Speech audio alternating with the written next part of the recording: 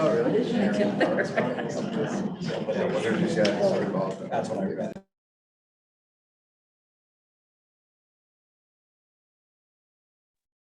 Good evening, everyone, and welcome to the Newburyport Zoning Board of Appeals. My name is Rob Champetti. I have the privilege of serving as the Newburyport ZBA chairman. I'm going to take a moment to, of course, welcome each and every one of you, as well as introduce and welcome our members of the ZBA board this evening. And we'll, as we're published to begin at 7 o'clock, we'd like to try to start promptly because everyone else lives their lives, and we want to try to be respectful of your time and everyone else's time. So we try to get things off as timely as we can. We are still in the kind of the hybrid modality where we have both some folks still logging on via hybrid, which we make available, and we welcome those that need to or wish to participate in the public hearings of the Newburyport Zoning Board via Zoom. But as we can see by just looking around the room, we have most folks, to the extent to which they can attend, choosing to attend. So what I'll do is we will be following the agenda this evening. I just want to make a couple of sort of like game day sort of changes on some slight tweaks of what the sequence will be this evening. I apologize to everyone, and I apologize to my colleagues and to the board, our planning director. I have a hard stop at 8:30, so that means I have to depart at 8:30. There are certain applications that, because of their legacy, require that I participate. So in order to assure that they get my ability to participate and vote before I have to depart and turn things over to Mr. Lyle, our secretary, who will take over as chair, we're going to rearrange the order of this evening. So the sequence of this evening, notwithstanding the agenda, will now be the first order. The first application will be 6 Pine Street. After that, 193 High Street, 31 Overlook, and then 4 Everett Drive. And my apologies for any inconvenience for the resequencing. Each and every one of us have demands, as I'm sure you do, and sometimes those things come up last minute. I try to never have this happen. I don't remember when last it did, but last it's happening this evening. So my apologies in advance. With those apologies in hand, I will do my best to move things quickly. But that is the new sequence of applications. We will move through those, and it's driven simply by the qualified members of the board who have maybe voted in past applications that are ongoing, etc. So with that in mind, I'm going to take a moment and introduce the members of the ZBA here this evening, as well as, again, myself. We'll establish a quorum. A quorum is essentially the legal minimum number of voting members of any board or commission that has to be present in order for that board to conduct the business of the board. So we will establish that for the record. We will get things underway by introducing the board members, and then we will get right into the business of this evening, beginning with the first order of business in its newly rearranged order, which will be 6 Pine Street. So without further ado, to my immediate left, I'd like to introduce Mr. Stephen Delisle, our secretary. To his left, Mr. Gregory Bennick, a zoning member. To his left, we have Walter Bud Channon. To Mr. Channon's left, Ms. Lynn Scow, associate member, and to Ms. Scow's left, Ms. Patricia Pecknick, also associate member. And again, my name is Rob Champetti as chairman. We have one absent member this evening. But I will start by calling the roll based on the agenda. We'll establish our quorum. I will cite for the record the 5 voting members. I'd like to go over a quick lay of the land of how the zoning board flows for those of you that might not have been at an administrative hearing such as this, just so you understand sort of what we're going to say. Then you will hear us say it, then you will hear us say it again. So just to kind of understand the flow of this evening, I'd like to just kind of quickly lay that out. So calling the roll, just please, members of the ZBA, kindly respond with either here or present. Mr. Delisle. Here. Mr. Bennett. Present. Mr. Gannon. Mr. Shannon. Here. Ms. Scow. Here. Ms. Peck. Here. Rob Champetti. I'm here. That's 1, 2, 3, 4, 5, 6 present. There are 6 members present. That is a legal quorum. Our 5 voting members for the applications, our 5 voting members for 6 Pine Street, 193 High Street, and 31 Overlook Street are myself, Mr. Delisle, Mr. Bennett, Mr. Channon. Actually, Ms. Scow is recused on 193 High Street, correct? No, that's 69. Okay. So the 5 voting members, unless I let you know otherwise at the beginning of the application, will be myself, Mr. Delisle, Mr. Bennett, Mr. Chenin, and Ms. Scow.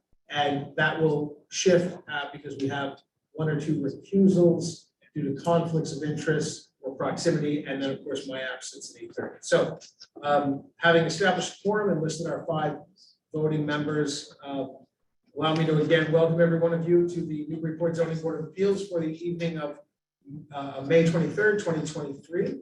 Having called the roll, established our quorum, and listed our 5 voting members, we will now begin with our public hearings, and we will start with a quick, if I might, just overview of what to expect. So just to give you a quick lay of the land, with every one of these applications, if you haven't been to a ZBA meeting before, just to know what to expect, and this holds true for those that might be logged on remotely, we begin by myself just listing by citing the legal notice of each application. We start with the legal address, of course, the applicant's name, and the applicant's request, the application, by stating that the applicant seeks all necessary permits for a variance or a special permit. And beyond that, we try to go into regular sort of natural language, just so that anyone who, God forbid, doesn't read the zoning ordinance here in Newburyport or anywhere can understand what exactly it is that the applicant is seeking to do. And by that, I mean, I will say in just simply natural language, the applicant seeks all necessary permits to demolish and reconstruct a sunroom or to add, existing square footage, etc. So once we read that legal notice based on the legal notice that every abutter would have seen, and then the natural language sort of translation of what that really is, we will then invite the applicant or the applicant's representative to step to our podium and present the application. We open that up for presentation slides. Mr. Port, I want to take a moment to introduce Andy Port, our planning director, and I also want to introduce Ms. Gretchen Joy, our keeper of the minutes. So as you go through the presentation at the podium, we ask that every presenter just introduce themselves, and we will walk through the slides. We have all the materials in advance. Anyone watching or listening at home will have the benefit of the slides being posted on Zoom in real time. So you will see here what anyone who's logging on remotely will see. And we will go through the presentation by the applicant or the applicant's representatives. Once we get through that application phase, I will close that portion of the public hearing, and we go to the second phase, which is public comment. Public comment will be punctuated by a slide, which Mr. Port will put up, that just kind of gives a quick lay of the land and rules of the road. We ask that everyone, govern themselves accordingly with courtesy to each other and themselves by speaking their mind, of course, giving their name and address, but trying to govern their comments to within 2 minutes. I, as chair, have discretion, and I always give wide latitude to allow people to finish their thoughts and to go long as needed. But we have had, random circumstances where we've just asked the courtesy of whomever is speaking to kindly, sort of bring their comments to a close. I will be as courteous as possible in the interest of everyone else having an opportunity to speak. So please just sort of keep that in mind, govern yourselves accordingly. When you speak, you may stand, just simply take the podium, give your name and address so that Ms. Joy can record in the minutes who you are and where you live. And you needn't be pro or con, for or against, just simply decide what you wish to say or decide as you're saying it and let us know your thoughts. We want to know. You needn't fall into any column. There is no column necessarily. If you wish to say that you are pro or con, feel free. After we go through everyone in the room, I will then open it up to anyone who's online by raising their hands via Zoom. If you're listening via Zoom, we'll ask you to kindly just mark your hand raise icon. We will unmute your mic, and we will ask you to do the very same thing, which is to give your name and address, and we will hear from everyone. Once we've gone through everyone in the room and everyone virtually, I will then close that portion of the public hearing. We will then go to the third segment, which is questions from the board. Members of the ZBA will ask questions. Keep in mind, questions that you may ask during public comment, we will not be able to affirmatively respond to.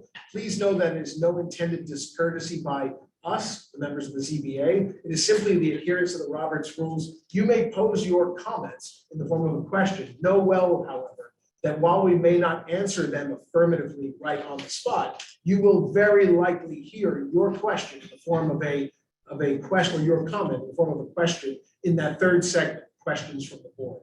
We're listening carefully and we're taking notes. And that's the format by which we adapt and adopt everything that you may have posed in the form of a question from us. We mean no disrespect if you hear that you ask a question and you don't get an immediate response.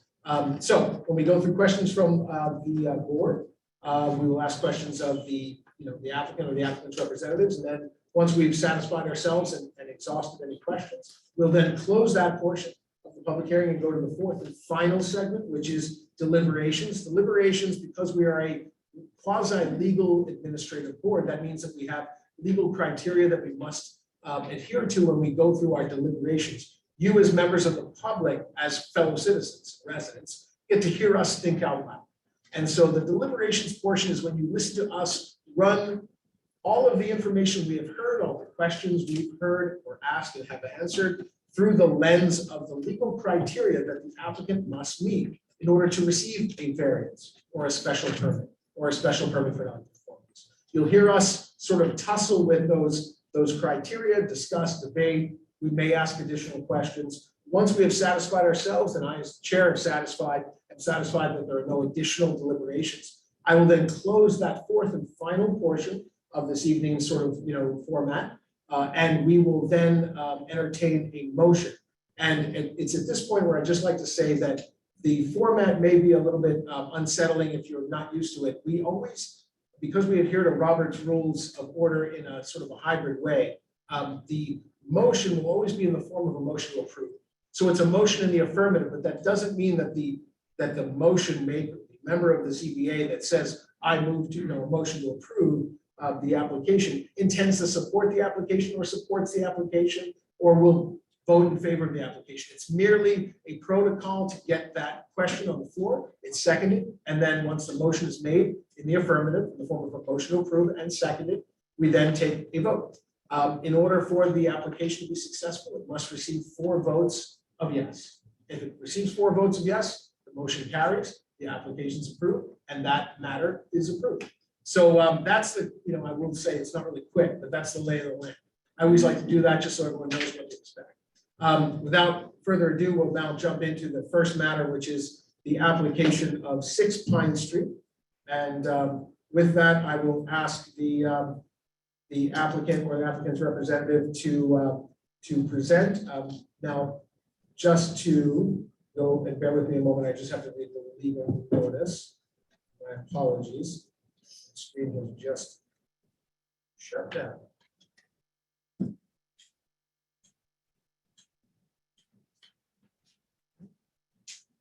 All right. Okay. This is the 6 Pine Street. The applicant is Newburyport Renovations LLC, care of Lisa Mead, Tallerman and Costa LLC. The applicant seeks all necessary permits, permissions, and approvals for 2 matters. There's 2 applications before us. One is a special permit for nonconformities to demolish the portion of an existing nonconforming structure and reconstruct an addition extending that nonconformity to the right side yard setback. And also a second component, which is simply a special permit to demolish the exterior walls of in excess of 25%, which is the threshold allowed under the DCOD, which is the Demolition Control Overlay District. May we hear from the applicant, counsel? Thank you, Mr. Chairman. Excuse me, members of the board. I'm Adam Costa with the firm of Mead, Tallerman and Costa. My partner Lisa Mead's name is on the application this evening, but she could not be in attendance, so I'm here in her stead. My client George Hazeltine with Newburyport Renovations LLC is present tonight as well, should the board have questions. And then of course Scott Brown is present as well and will provide a portion of the presentation specifically addressing both the site plans and the elevation plans for the project. So I have a few introductory slides to provide the board with an overview as to what it is that we're proposing for the site. I'll then hand it off to Mr. Brown to address the architectural details and the overall site plan. And then I'll pick it up on the back end and just briefly address the standards for both the DCOD special permit and the special permit for nonconformities. So this first slide provides a brief overview as to what we're proposing, and some of that was already contemplated or summarized in the legal notice that was just read to the board. As it states on the slide, these are proposed renovations in addition to be constructed to an existing single-family structure at 6 Pine Street. This property is located in both the R2 and the DCOD districts. The proposed construction of a by right detached garage is also going to be shown in the plans that you will see. But again, that's a by right component of the proposal. The property currently exists as a pre-existing non-conforming property or structure. The frontage is only feet, where the zoning ordinance requires 90 feet. The front yard setback is 4.1 feet, where 25 feet are required for the R2 district. And then the side yard setback on the westerly side is 3.6 feet, where the ordinance requires 10 feet for the district. The project as proposed, and again, as you'll see momentarily in the plans, would extend the west side nonconformity, but would extend it to a lesser extent than the existing nonconformity. So as indicated above, currently it's at 3.6 feet. The extension would be at 8.4 feet. So close to the 10 feet required, but you'll get a better understanding when you see the plans as to why it is we can't quite meet that 10-foot requirement based on the location of the house on the site and the reduced width overall of this site compared to what the zoning ordinance requires. The last bullet point here, the proposed renovations and additions will also remove and or cover 42.9% of the exterior walls of the structure. And as Mr. Ciampetti just indicated, that's what triggers the need for the DCOD special permit. So by way of background, the existing structure was constructed sometime between 1850 and 1900, depending upon the source. District data says 1850, assessor's records say 1900. District data is probably somewhat more accurate, given that the assessor's records often round many years to 1900 if they're not quite sure. There is no Form B for the structure, however, on file. What we know in terms of how the site has been developed or was developed in the early 1900s, according to maps from 1906, 1914, and 1924, including the 1924 assessor's maps, we know that the original structure was a single rectangular box that had no addition off the rear of the property.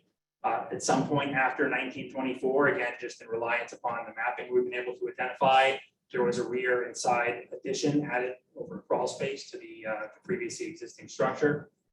The current structure as it exists is a whopping 882 square feet of living area.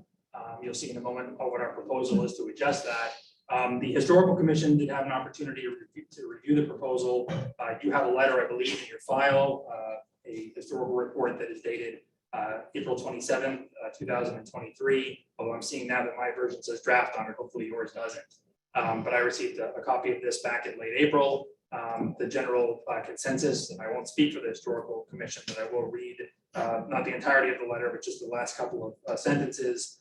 The NHC reviewed the proposed plans and determined that the proposed changes to the structure will not seriously degrade the structure's historical value, even though they do make significant augmentation of the overall size.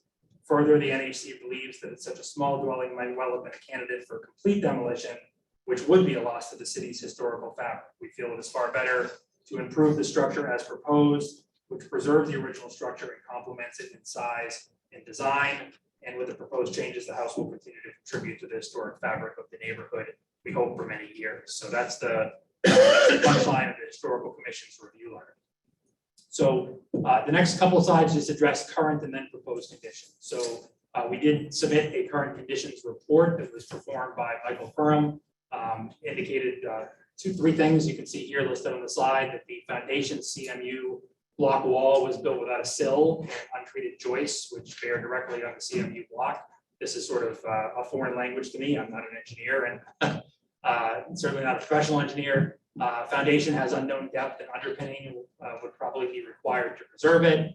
And the left and right exterior walls are possibly supported by 4-inch brick veneers. So again, the punchline of the report prepared by the engineer was that with respect to the walls that are proposed to be removed from the existing rear addition, it would neither be economically feasible nor practical to retain and repair the existing walls and the existing foundation so that they could support the new loads of the second floor level above as is being proposed. So then we have the summary of the proposed plans, which you'll see momentarily. So the proposal on the next slide is to remove the later added rear and side additions from the existing structure and to undertake renovations in addition that extends the existing side yard setback nonconformity. Again, not to the same degree as what exists more than twice the amount of setback that currently exists, but still within the 10-foot requirements of the ordinance. Also includes covering a portion of the rear wall of the original structure, as well as adjusting certain window openings, which you'll see momentarily on the plans. We don't believe that this will change the view of the home from Pine Street, which will continue to appear as the same rectangular box that exists today and has existed historically. The streetscape won't be altered significantly. The proposed addition is to the rear and the side of the structure, so nothing being done to the front facade of the structure. Next slide. So the architect has taken care, and he'll speak to this momentarily, to be sure that the addition is differentiated from the original structure by height and size, and is complemented by the use of the same materials as in the original structure. As I mentioned a couple of slides ago, the existing structure only provides 882 square feet of total living area. And so to properly renovate and rehabilitate the structure for current livability, there is going to be an increase in size. Although having said that, the proposal is for a total of 1,642 square feet of living area. While that is not quite, but close to twice what it currently has, it's still a small structure compared to others in the neighborhood, and still modest by today's living standards. So overall, the most historic aspects of the structure are going to be preserved and highlighted, which I think is something that is consistent with the conclusions of the Historical Commission. And with that, on the next slide, we begin the site plans and then subsequently the architectural and design plans. I'm going to step aside and let Scott Brown address those for the board. Thank you, Attorney Costa. Scott Brown, the architect for the project with the office at 48 Market Street here in Newburyport. So this is the proposed site plan. It's a fairly good sized lot with over 10,000 square feet of lot area. It wasn't always like this. Sometime within the last 2 years, the latter half of this parcel was added to it. And is on the back half, that is where we're proposing to put a two-car garage, which is part of this application. The house is up front there, located on Pine Street. If you could sort of, if you can squint in there, you can sort of barely make out the existing footprint that is underneath. There is a one-story shed, freestanding shed in that area right there that we are planning to remove. Driveway is located on the left side of the property. That is where it exists now. We're intending to keep it in that location. And in the back left there, you can see that 8.4 dimension, which is a dimension that Attorney Costa referred to as our setback to our new addition. Next slide, please. So these are the existing condition floor plans. As has already been mentioned twice, this existing house is 882 square feet. It is one of the smallest houses that I've actually worked on here in Newburyport. The width of the original box is 13 feet. What I mean by original box is that's the section of the house that was built in 1850. So that really means like on the inside, we have about 12 feet to work with. It's been a very challenging project to bring this up to 2023 standards. It has been a project where we've been fighting for every inch. This is technically, it's a one-bedroom house. You'll see one bedroom on the existing second floor plan located on the lower left-hand corner there. I guess you could maybe stretch it to 2 bedrooms if you kind of convert that living space, or what we're calling a living room on the first floor, to a second bedroom. But it is a very, very small house. There are 2 sections on this sheet that I've highlighted. Upper right-hand corner, this is the existing first floor plan. All of those green walls there. This is the later 1924 addition that Attorney Costa referred to. Again, not original to the house. And it is these walls that we're proposing to either remove in their entirety or to partially remove. You could zoom out a little bit. Lower right-hand corner, you can clearly see that rectangle up front, which is the original 1850 box. And that area, again, that I've highlighted there in red, that's the 1924 edition, which we're proposing to almost remove in its entirety. Next slide, please. So next 2 slides, we have our existing elevations on the top, proposed elevations on the bottom. For those of you that have been possibly following this, this entire sheet looks a little different from when we first applied. There have been sort of two major changes to this. If you can zoom out. Two major changes to this. One, we've added a bunch of material notes here. We're intending for a premium grade project here. And you'll note that one of the things that we're proposing is cedar clapboard siding. This is in response to some questions that were brought up at the Historic Commission, so we decided to add material notes. The other change to this is that we've added a chimney. You know, this is a question that's was brought up at the Historic Commission, not necessarily a request, but we thought about it and really think it's a better project if that chimney is added back in. So lower right-hand corner, this is our existing front elevation compared to the proposed front elevation rather. Compared to the existing front elevation at the top, the one big change that you'll notice is that the front entry door, which is currently located on the right side of the property, we're intending to locate it on the left side of the property. This is logical because that's the side of the driveway, but as you also see in a couple of slides, you know, a couple of slides later, in the existing condition photos, that right side of the property is right on top of the abutter at Four Pines. So not only does it make sense to locate to the left side because that's where the driveway is, but also this is to the benefit of both neighbors. On that front elevation, as Attorney Costa did mention, we're maintaining those existing window openings where they're currently located. And throughout that original box, for the most part, we're maintaining all of those original openings. Lower left-hand corner of the sheet, this is the left side elevation, as you would see from the driveway. There have been times where we're adding on to sort of an existing house where the addition, we're really trying to sort of respect the original box, and we're doing that by pulling the height of the roof down and setting the new walls back. From the existing, this is a project where we're not able to do that because this thing is only 13 feet wide and, you know, space is at a premium. So in lieu of that, what we've done here is we've introduced a side L, you know, that comes out towards us, out towards the driveway side. So not only does this create sort of necessary space for that front entry, but it also helps to break up sort of the length of this. And you'll see in a couple of slides our rendering of what this looks like. It really does a lot to sort of respect that original box. Next slide, please. So lower right-hand corner, this is what our rear elevation looks like. We have a little bit of a basement underneath the addition here, but really no good place to put a bulkhead. So what we're doing here is we're introducing sort of a walk down stair, which is sort of certainly a nicer way, a nicer looking way of getting to the basement. We have a shed roof in that lower right-hand drawing that is on the left side. And that is an existing roof, which you can see in the lower left-hand drawing compared to the drawing above. That's an existing shed roof, again, part of the 1924 addition, and we're almost sort of taking that roof and extruding it towards the rear of the property. It's the one section of this existing building that dates from post-1924 that we're really trying to sort of work with. Next slide, please.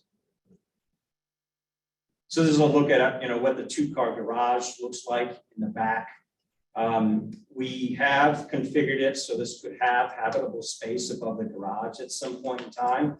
You know, the buyers of this property right now are planning on using that as storage. But we've configured it so that it could be used down the road, perhaps an office or sort of maybe a bonus kind of exercise space. But it is going to be used for storage in the short term. So storage space at this property, because it has no attic, very, very small house, and very, very little basement, it, you know, is at a premium. So this space is very, very important. It does have a little bit of a different character in terms of design from the house up front. And it is an outbuilding. So I think that, you know, is a rather, can be rather successful, but there are two ways that we're tying this together to the house up front. One is the use of color And second is basically the configuration or window pattern, the 2/2 window pattern. And that's what's gonna tie this into the house up front. Next slide, please. So this is our rendering taken from the front left corner, and I think this is a fairly excellent, this is an excellent representation of our vision of the project.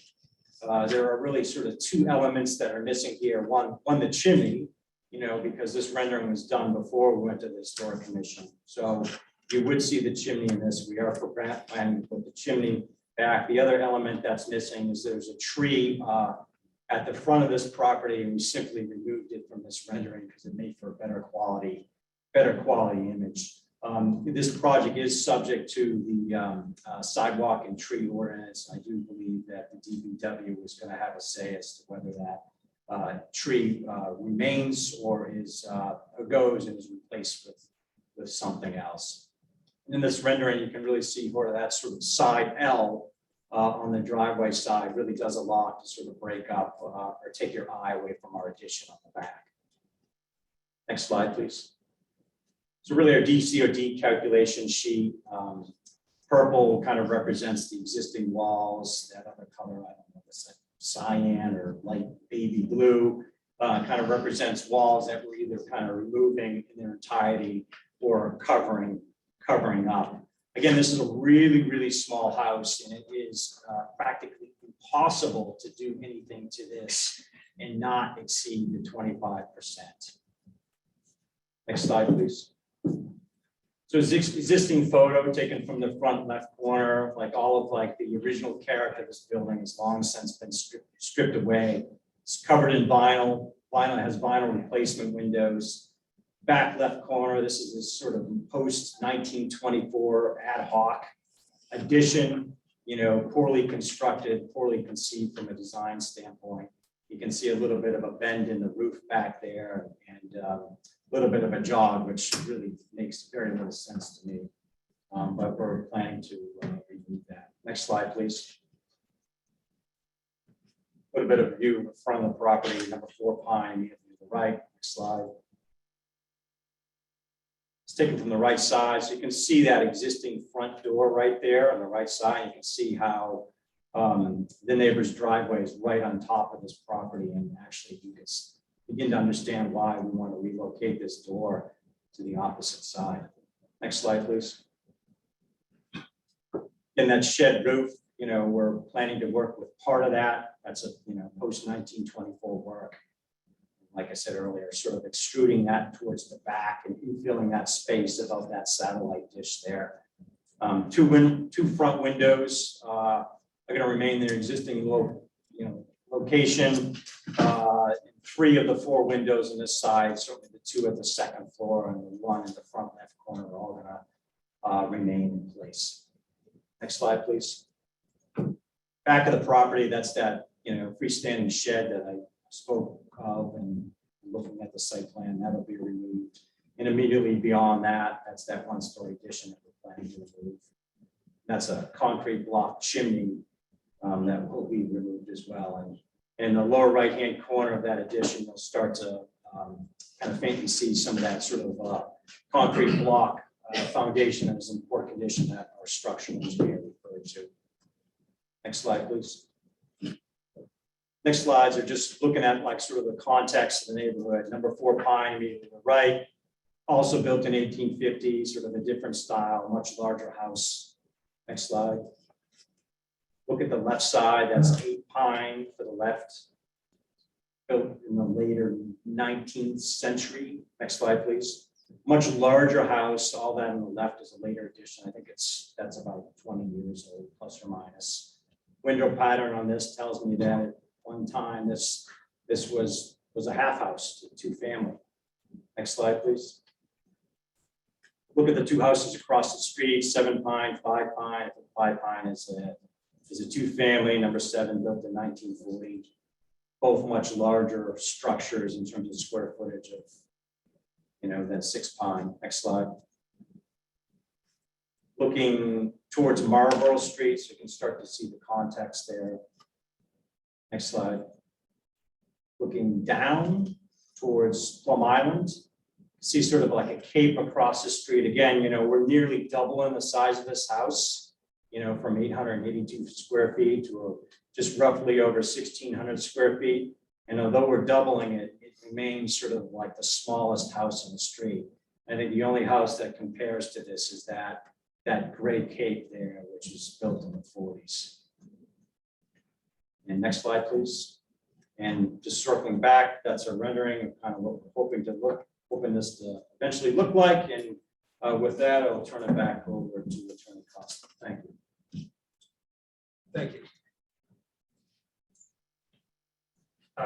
Thank you, Mr. Brown, and members of the board. Again, I've just got a few more slides and I'll work through them very quickly so that I can turn it back over to you, Mr. Chairman. So as we always do with our presentations, we've just summarized at the end the criteria, specifically the DCOD special permit and then subsequently the special permit for nonconformity. So you can see here, nothing that we haven't stated thus far in our presentation, but referencing section 28D2 of the DCOD, we're referring to our engineer's report, which found it neither economically feasible nor practical to retain and repair the existing walls and foundation so that they could support the new loads of second floor level.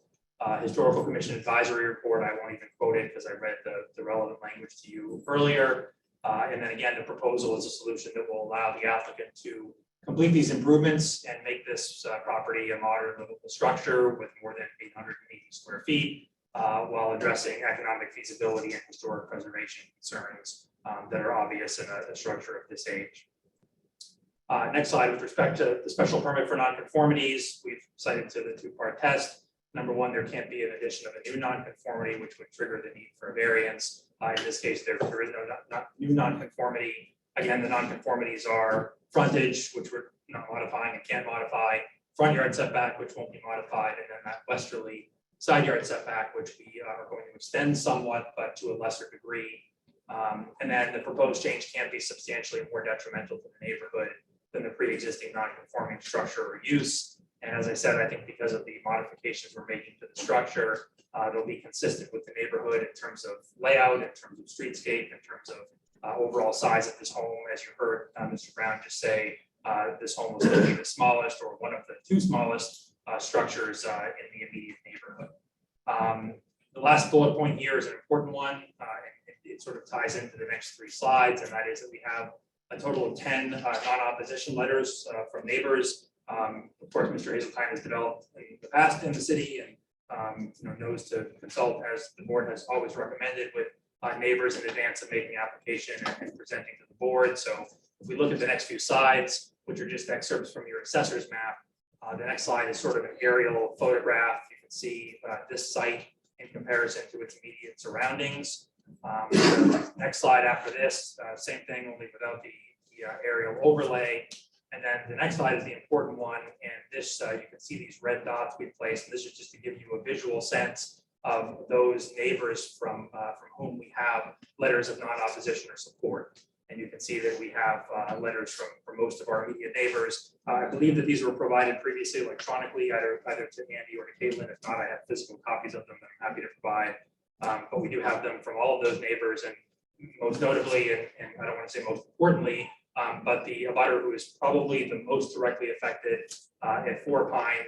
You saw Scott Brown reference their property on a couple of occasions because it's immediately adjacent to the existing entrance to Six Pine.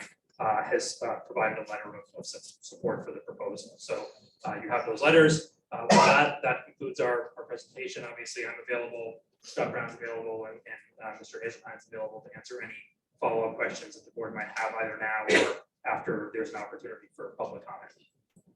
Thanks for your patience and your time. All right, Attorney Costa, thank you very much. Mr. Brown, thank you for your presentation. With that, we will close the presentation portion of this public hearing and go to public comment. We'll ask the board to go ahead and put that slide up. Just as I described earlier, we ask you to kindly govern yourselves accordingly, and we'll start with any hands in the room before we go to hands online. If you wish to be heard, just kindly raise your hand and approach the podium. Yes, sir.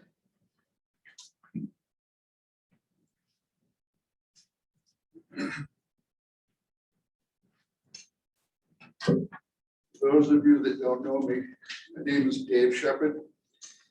Carolyn, my wife, and I have lived in Newburyport for the past 56 years, 54 years at our home on 14 Pine Street in Newburyport. My wife Carolyn and I were both born in Newburyport shortly after the end of World War II. I'm the 12th family generation born in Newburyport. Some of my ancestors sailed clipper ships and brigantines from Newburyport to England and Glasgow. The ship's logs are in the Newburyport Maritime Museum. My wife and I love Newburyport very much. In the mid-1960s, we witnessed the restoration process of downtown Newburyport and the reconstruction and restoration to hundreds of homes in the south end, actually the east end of Newburyport. Our purpose here tonight is to support Newburyport Renovation LLC request for special permits to renovate and restore the structure at 6 Pine Street. George Hazeltine of Newburyport Renovations has demonstrated honesty and transparency regarding his development plans for 6 Pine Street. As you may or may not know, Newburyport Renovations performs tasteful, high-quality work that always complements the surrounding neighborhood.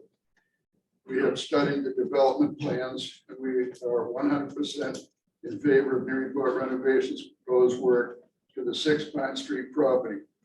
Respectfully submitted, Dave and Carolyn Shepherd. Thank you, Mr. Shepherd, and Mrs. Shepherd for your comments.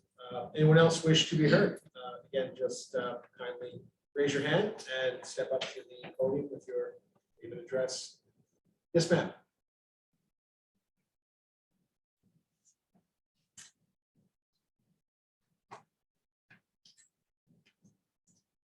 My name is Ann Colo, and I am a husband Ben McClung with 4 Pine Street. We have lived at 4 Pine Street for 35 years.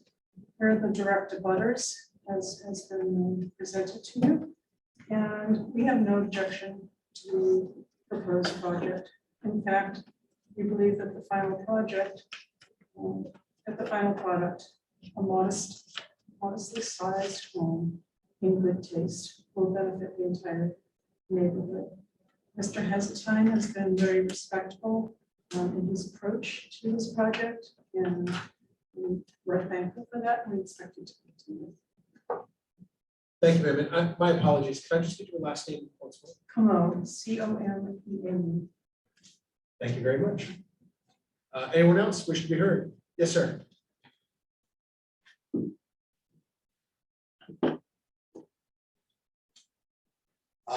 My name is Joel Bevis. My family and I live at 8 Pine Street, so we're just on the other side. And we're really excited for this project. We bought this house, our house at 8 Pine in October of 21. And since then, we've had a vacant house next door to us that is very obviously economically and functionally obsolete. We know George a little bit. We've seen his work around town. I know it to be of really good quality. And I think just sort of the modest addition to this house fits in well with the neighborhood. And we're really excited to see it. My boys are excited to watch some construction going on next door. And we'll happily invite the new folks in for dinner once this whole thing gets done. So thank you so much. Really appreciate it. Thank you, Mr. Beavis. Anyone else? Was it Bevis? I apologize. Anyone else wish to be heard? All right, going once, going twice. Seeing no more, no hands in the room. Mr. Devon. Oh, sorry. I will go to anyone who wishes to be heard online. So just looking at the attendees on Zoom of the 9. If anyone who's logged on via Zoom, kindly just unmute, just raise your hand virtually and we'll recognize you by name. And we'll ask you to unmute your mic. Seeing no hands, going once, going twice. No further hands in the room. I will go ahead and close the public comment portion of the public hearing, and we will go right into questions from the board. In the past, we would go through a sequence of every member of the ZBA. We've decided to become more efficient and just simply ask any member of the ZBA who wishes to pose a question, just jump right on in. Anyone? I'll give one question to go. I have to say, it's pretty hard to find a question here. This is highly comprehensive, highly detailed presentation, which should be a model for any other applicants here. It's extraordinary, and I compliment Attorney Costa and Mr. Brown work on many of this. And, particularly the renderings are helpful. The photos of the neighborhood, the way in which issues have been addressed makes at least my job much easier. So all that being said, I have a really hard question. And that is, in the rendering up there are brick pavers. I know that's a rendering. Is planned to have those brick pavers and not asphalt?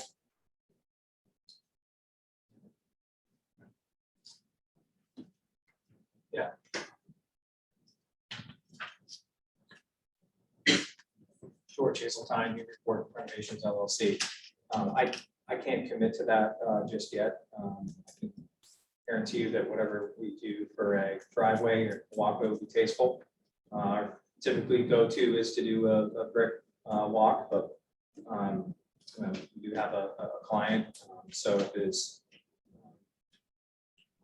can't commit to that at the time, but if it's something that the board is requiring, we can certainly consider it. Speak for the other members of the board, but certainly it's much more appealing than a slab of asphalt there. It's, I think, do a disservice to the hard work that's been done here in terms of architectural work, manage the structure. So, Seriously consider it, Mr. Bennett, absolutely. well, All right, thank you, Mr. Bennett. Ms. Benton. You have a question. So the purpose of the decod ordinance is to prevent demolition. So whatever one might think of the other proposal, we must make findings based on substantial evidence that the building retains no substantial market value or reasonable use. So the house was sold for $600,000 on April 10th. And in the years since 1850, right before it was sold, it was used as a residence. So can you help me see how we can overcome the hurdle of saying there is no substantial market value or reasonable use? I noticed that the structural engineer wasn't saying things must be repaired independently of this project. He was saying, in order to do what we want, we would want to reinforce those walls. And I just haven't seen an application come through here with such a high percentage of demolition proposed in the decod. Maybe others have, but I have not. So. Sure, through you, Mr. Chair. So I'm going to attempt to address that a couple of different ways, and I'll invite Mr. Brown or Mr. Constantine to add any specifics that I might overlook. So the first is with respect to the high percentage of demolition in terms of exterior walls. What I don't know the percentage of, and maybe Mr. Brown does, is the percentage of walls that are comprised of portions of that later added addition. And I think that, your DCOG ordinance doesn't distinguish between, the historic walls and the walls of later added additions that we all wish had never been added and didn't exist. But I think it's notable that there are, you can see it there in the cyan color, as was referred to by Mr. Brown. There's a substantial portion of what you see in that color, or at least a portion of it, maybe what, 50%, is the later added addition. Like 1900 later, you're saying? What was the answer? Post 1920. Yeah, after 24, that was the last assessor's map we have that shows the original rectangular box. And we know at that point, 1924 was still the original box. So sometime between 1924 and the 1970s, this edition was added. Is what we know. So in terms of the percentage, I would say that that ought to be considered. Okay. Second, with respect to the recent sale value, and with respect to the functionality of the property, with respect to the market value of the property, that value is inflated because, of course, it was purchased for the purpose of renovation. So I don't know that reflects what a homeowner would purchase, would pay to purchase the home to reside in the home. And I like the comment that I wrote down, and so did Mr. Brown and Mr. Bevis made about it being economically and functionally obsolete, I think was the terminology that was used. And it's a good phrase. It's not the exact phrase that's in the zoning ordinance, but the reality here is that we're talking about an 882 square foot structure.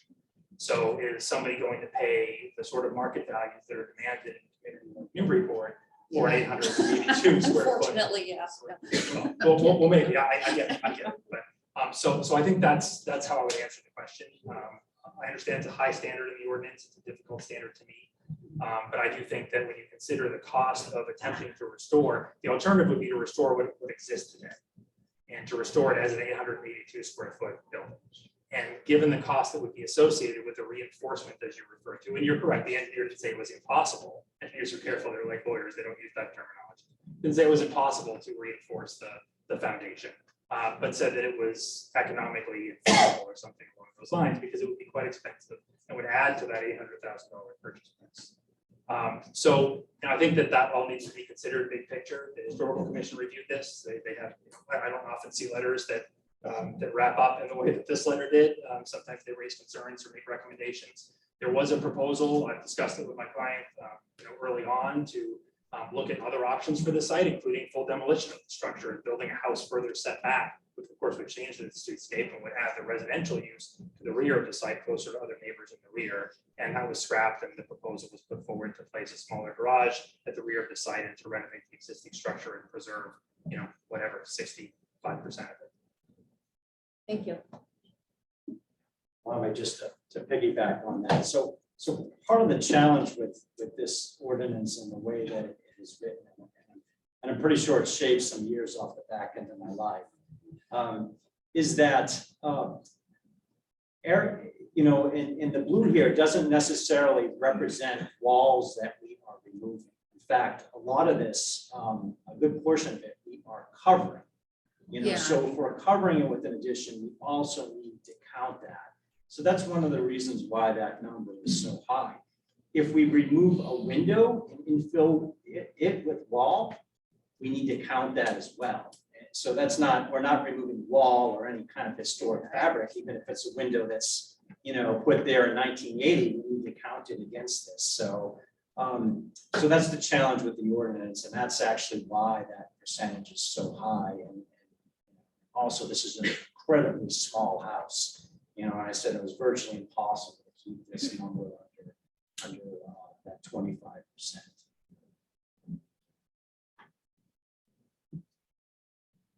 Very good. Thank you, Mr. Brown. And any other questions from the board?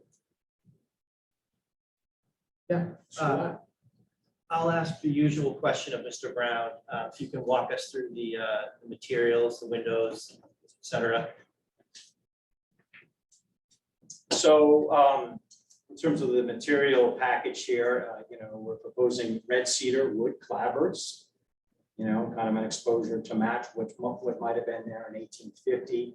The windows are wood, aluminum clad, basically a high-end product. We're using an architectural asphalt shingle, which is a pretty standard product these days. We got a little bit of a standing seam metal roof there that you also see in the renderings.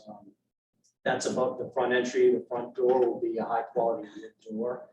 We're kind of repairing existing masonry foundation walls where we can. And again, every intention here is to make this sort of a high-end product. And I also wanted to note, like, all of these eave details are kind of going to be rebuilt to kind of look like what something might have been there in 1850.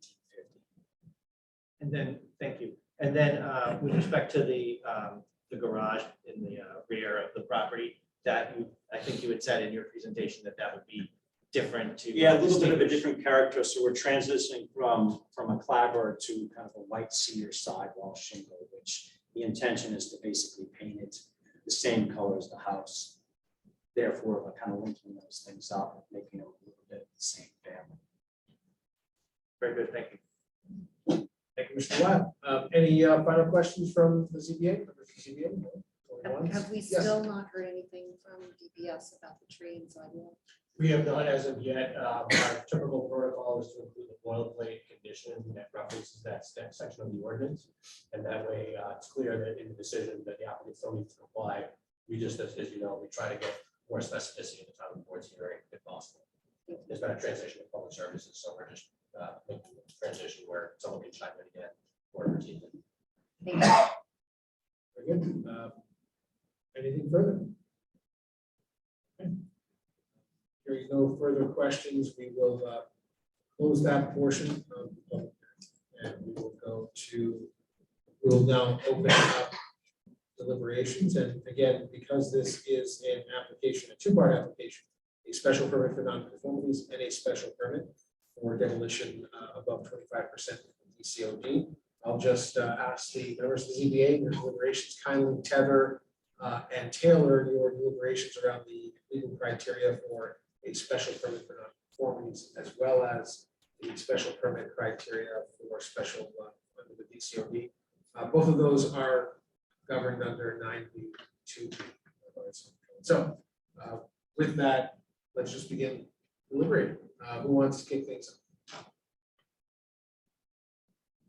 Of course, we can, whomever starts should probably begin by talking about the prongs of, so that anyone listening, God forbid, they should fear that we're all beginning to speak like lawyers here. We will share with everyone in this room what the criteria is by which our board has to run, our thinking through and will define one way or the other for any applicant for a special permit. So who wants to, begin? I'll give this a go. Very good, Mr. Bennett. There's a bit to unpack here. We can do one at a time. Yeah, that's fine. First, I'd like to address this next point, which I find obviously apt and for consideration. I would simply say that terms substantial and reasonable are hardly subject to quantitative analysis. So I believe that one can have a different perspective on that, but I certainly understand the points that have been made.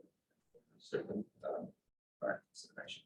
That being said, I would approve both requests here, and I suppose I'll take the easier one first, which is the special permit for nonconformities.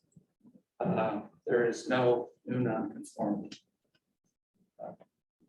And the second problem is that there's kind of a point here to be made that the nonconformity here is actually being ameliorated or lessened. Side yard is being pulled back some 5 feet, almost to the point where it meets the requirement of the 10 setbacks. All of that's positive.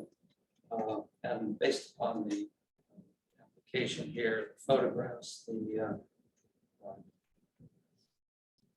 and totality of the evidence, I find that this it's not substantially, in any way substantially detrimental to the neighborhood in terms of size, scale, and massing. I also found that the overwhelming support in the neighborhood for this project. For those reasons, I find that the criteria for the special permit are not conformities here. So we'll turn our attention to the DCOD special permit.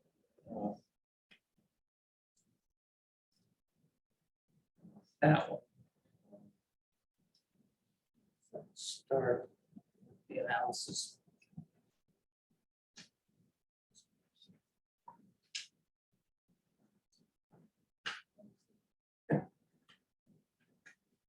If you'd like, Mr. Bennett, I can read the. I've got it here, Mr. Okay. My colleague, Mr. Wallace. Very good. Read them properly, or else you could be here for a while. So looking to those requirements, DCOD special permit. First one is that the requested use is essential or desirable to the public convenience or welfare. The proposed use certainly residential housing here certainly is essential and certainly desirable. Convenience or welfare. So that met. The requested use will not create undue traffic or unduly impair pedestrian safety. There's no evidence that that is the case. In fact, it's just the opposite.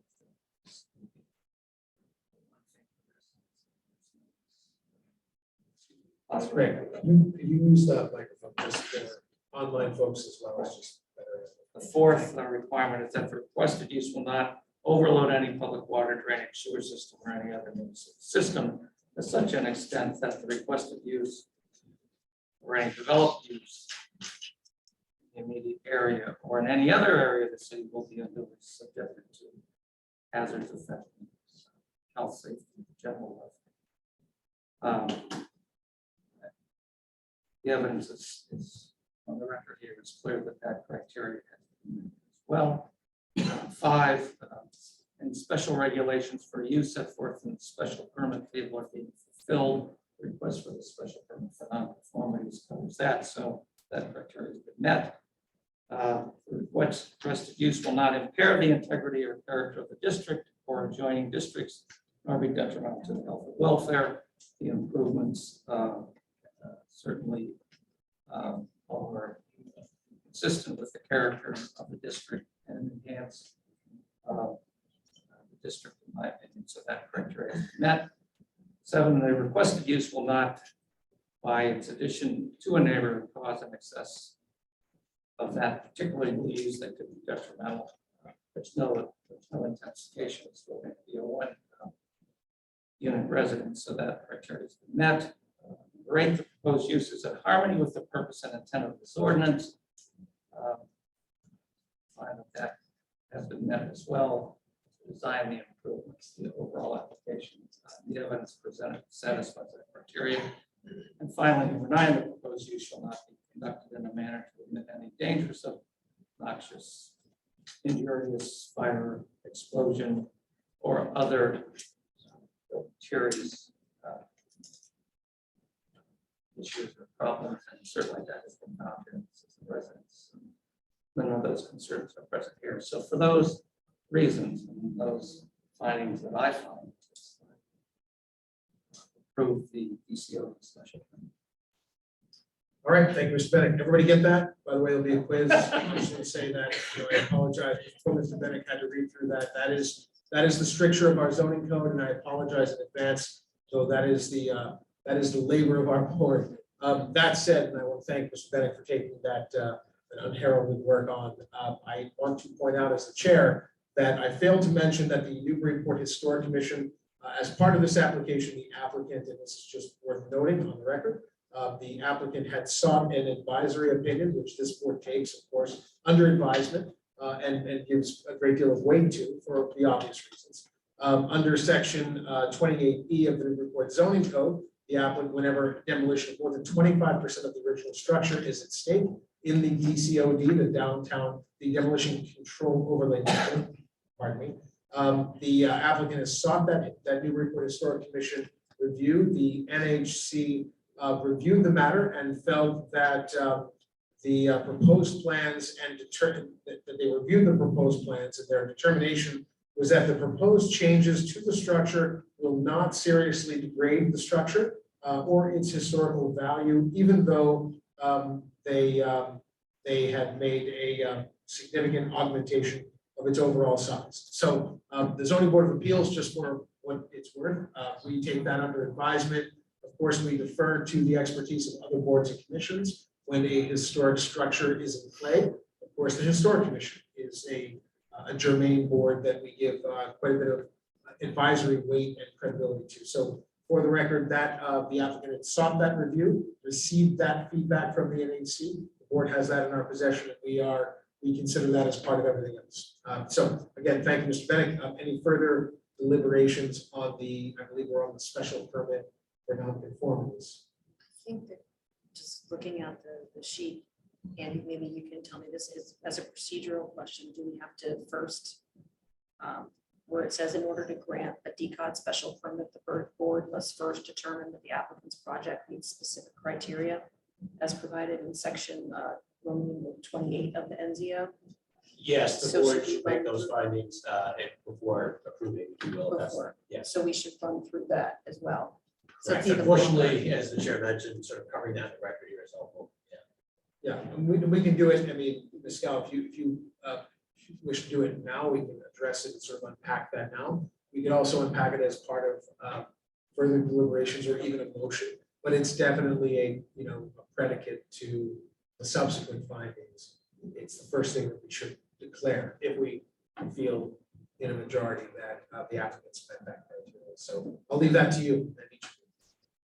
Go through it now, or we could go through it. Sure, if you want to do it now, we can unpack that right now. Sure, the first prong is the proposed partial demolition of the structure in the demolition control overlay district, DCOD, is permitted under the terms of the demolition control overlay district ordinance, section 28 of the zoning ordinance.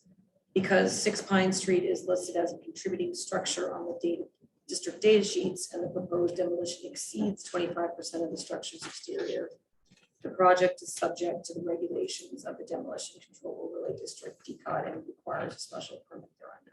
And I think we went through all of that, and it's clearly over the 25%. And it's within the district. The second prong is that they did appear before the Newburyport Historical Commission on May 11, 2023. And the Historic Commission Chair provided the ZBA with a historical report that Chairman Chimpeti has already discussed. The third prong is based upon the substantial evidence derived from the above cited information, testimony of the hearing, and then contained in the detailed application presented, which, as we've said, was quite detailed and helpful. The ZBA finds that there is sufficient evidence to determine that the portion of the structure to be demolished in its current form does not have a reasonable use in its current condition. I guess I think that looking at the, especially hopefully the color coded part of the presentation to show the portion of the house that was going to be demolished, that I find that promise has been met. And the ZBA finds fourth that the requested relief will not result in the demolition of a historic structure as prohibited by the DCOD. Section 28 of the zoning ordinance, and the DCOD special permit is hereby granted based upon the substantial evidence in the record. And this goes to what Ms. Pecknick was saying, that in such portion of the historic building or portion of the structure retains no substantial remaining market value or reasonable use, taking into account the cost of rehabilitation to meet the requirements of the state building code as it applies to historic buildings or structures or of other applicable laws. And I found that the explanation that we got very helpful on that matter. Very good, thank you, Ms. Stout. Any further deliberations on either the DCOD special permit or the special permit for non-conformance? Yeah, thank you, Mr. Chairman.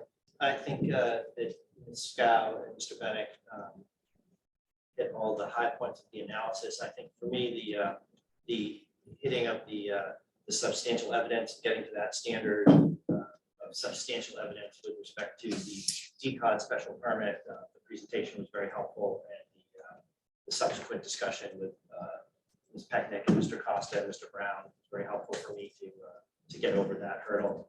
And with respect to the special permit for non-conformities, I think that Mr. Bennett summed it up very nicely.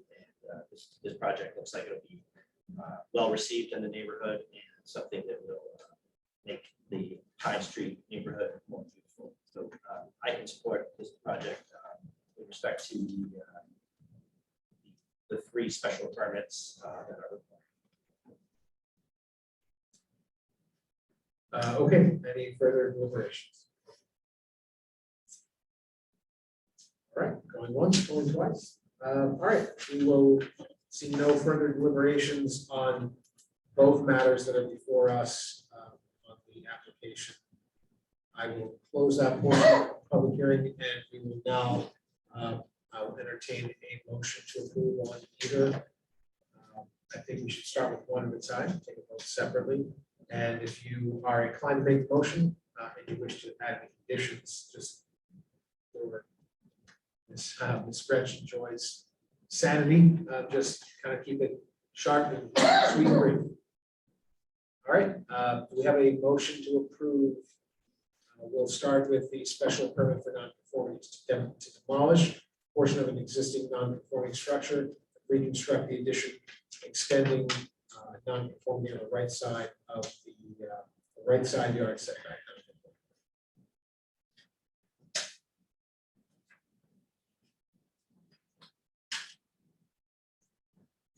I'll make a motion, Mr. Chairman, for 31 Overlook Street. Oh, I'm sorry.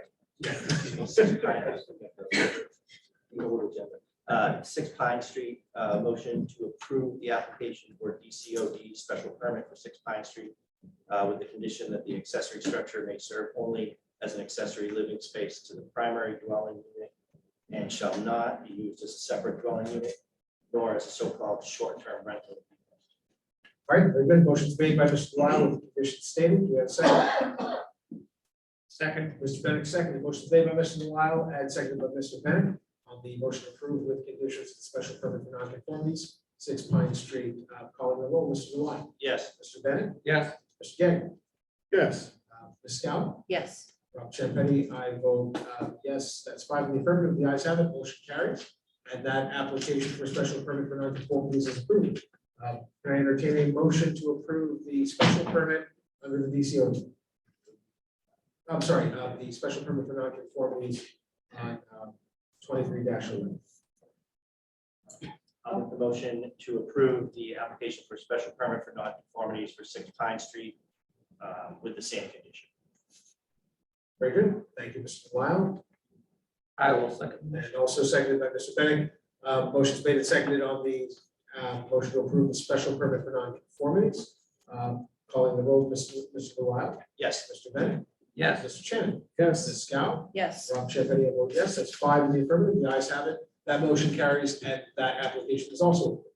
Thank you, Mr. Chairman, members of the board. Good luck to you, Mr. Hazeltine, and thank you for the presentation, council and Mr. Brown. Okay, going to the, thank you, ladies and gentlemen, for your indulgence. We'll move now to the next matter on our agenda. This is 193 High Street.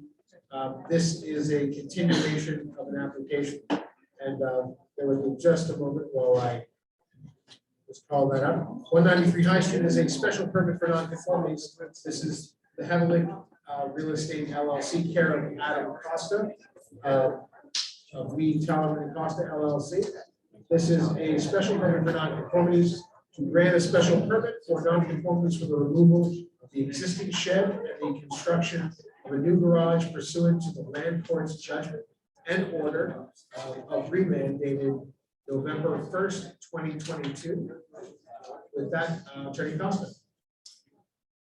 Thank you again, Mr. Chairman and members of the board. Adam Costa with the firm of Mead, Tallerman and Costa on behalf of Heavenly Real Estate LLC, the applicant for a special permit for non-conformities for a garage proposal.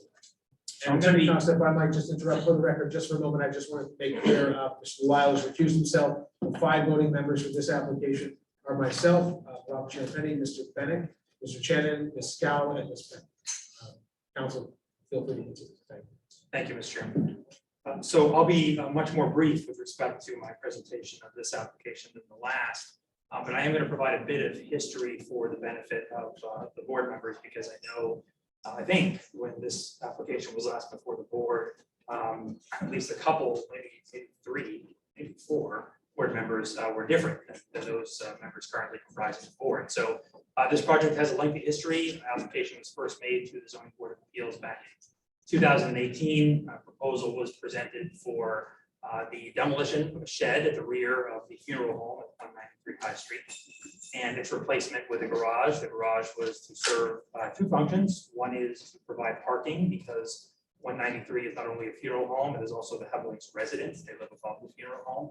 So the purpose of the garage was in part to provide parking for their residential vehicles, as would be the case with any single family home.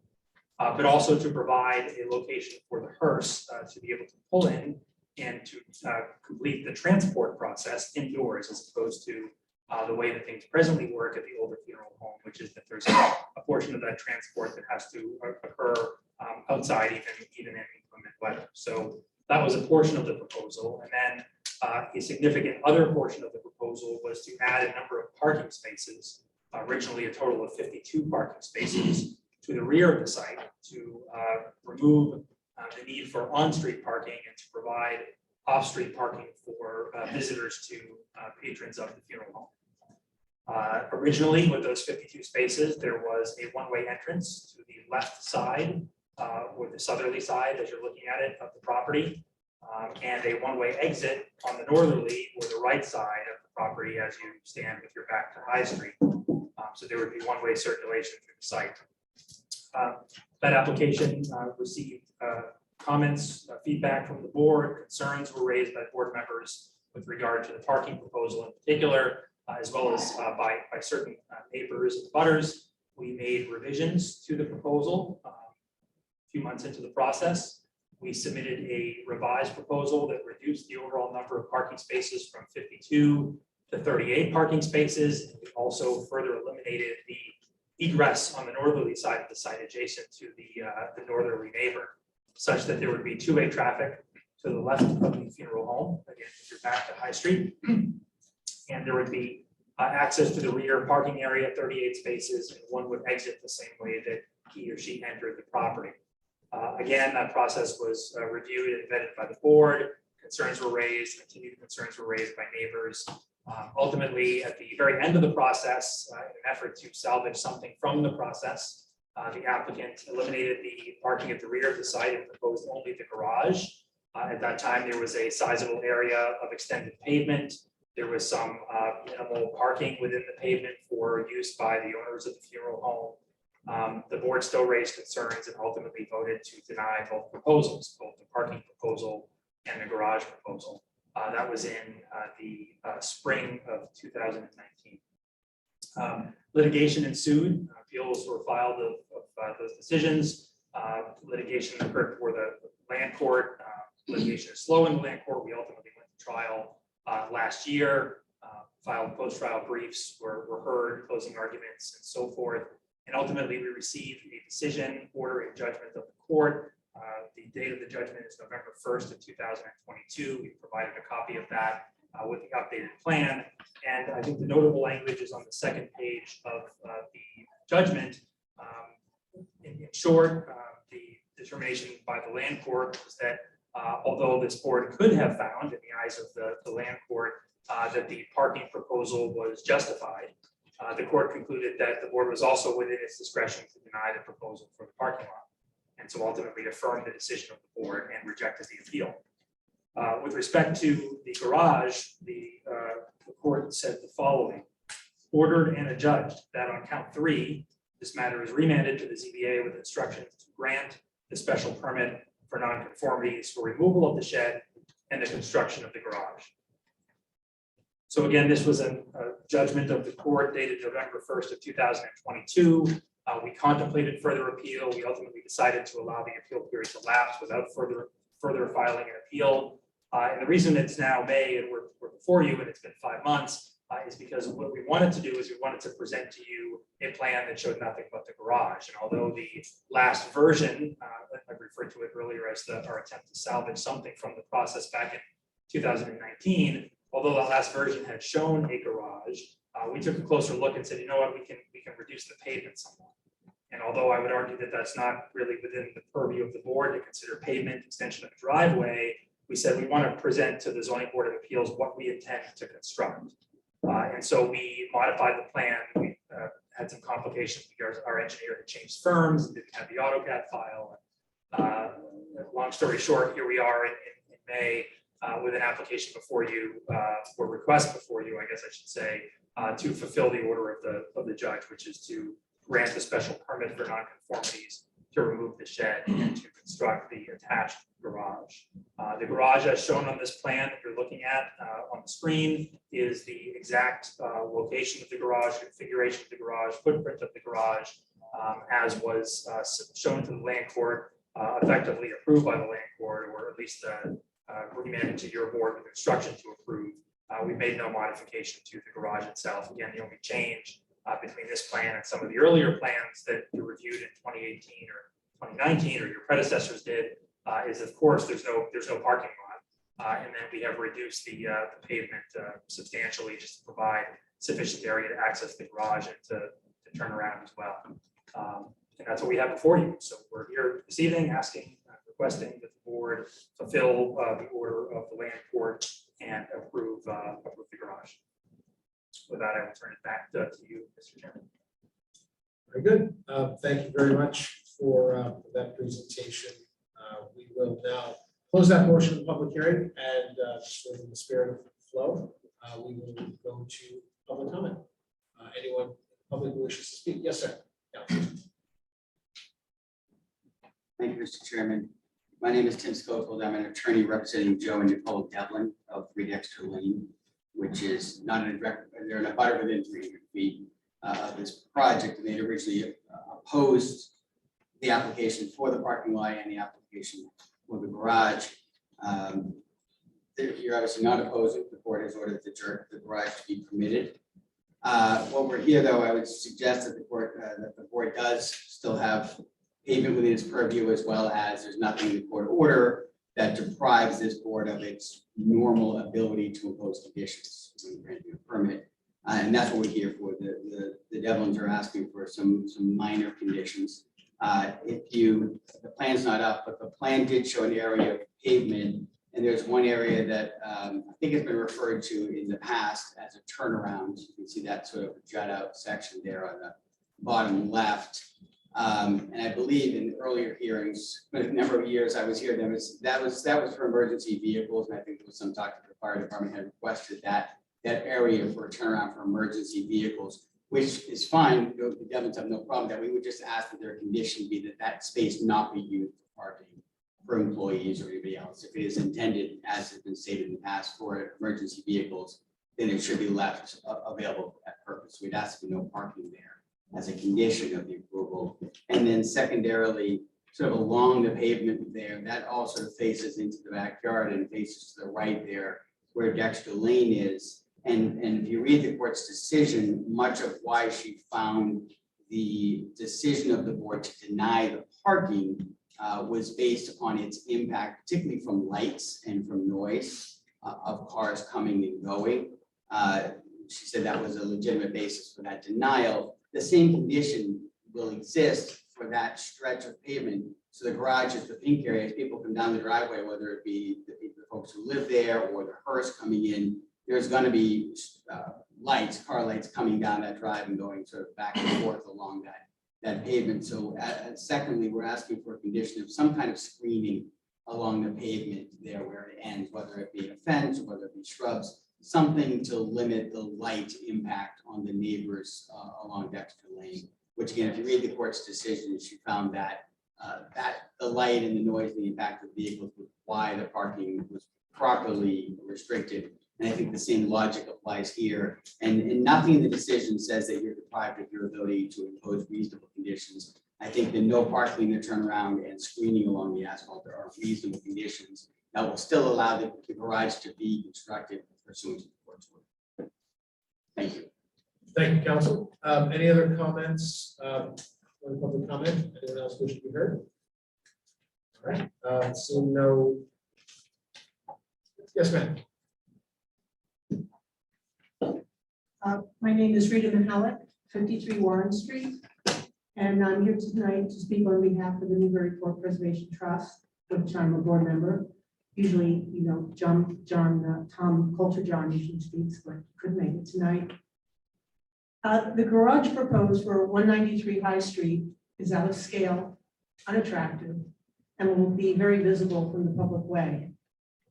The height of 2/3 of the proposed garage suggests second-story floor space, which would bring the entire structure to more than 1,000 square feet of floor area, making it subject to major site plan review under section 15.c. A single height, single story, hip roof structure would be more in keeping with the neighborhood. The roof pitch should closely match the pitch of the existing house. A lower proportional pitch would also lower the peak height of the roof to less than 15 feet. A standard 3-bay garage should be 36 feet wide by 22 inches deep, which at a single story is under 800 square feet. This building could also be easily oriented with the bays facing High Street as the historic barn, which was demolished by the applicant in 2015 was. We believe the applicant's proposed garage will be substantially detrimental to the neighborhood and the streetscape. We ask that you safeguard the neighborhood by imposing conditions to improve its size, design, and location. Thank you. Thank you, ma'am. Yes, sir. I'm Stephen Delisle, 195 High Street. I'm also a member of this board. I've recused myself tonight. I'm speaking before you as a private citizen on my behalf. I previously opposed the application in 2018. I'm not here to oppose it tonight. The court having granted the special permit or instructed the board to grant the special permit tonight, but I do have a couple of conditions as well. If we could go to the plan. On the plan, it shows like drainage system of sorts, a dry well, which looks like there are some sort of conduits going from the corners of the garage roof or the garage itself to the dry well. And I just wanted to confirm that that is in fact what is there.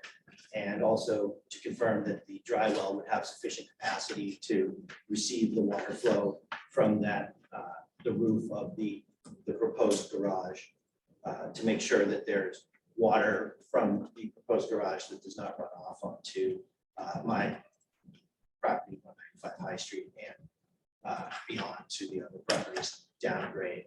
If you look at the gradient lines, you can see that there is a steep, not a steep, but there is a continued decrease in the property as you go to the west, which is up. Secondly, Andy, if you could go to the elevation.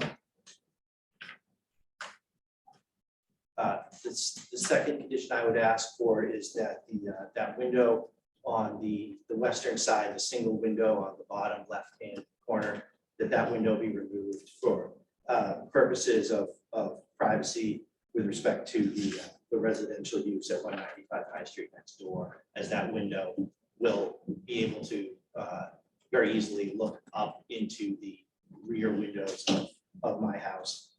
And that window would conceivably be accessible to employees of the business and contractors of the business. And so for the purposes of privacy, I would ask that condition be put on the special permit to remove that rear facing window.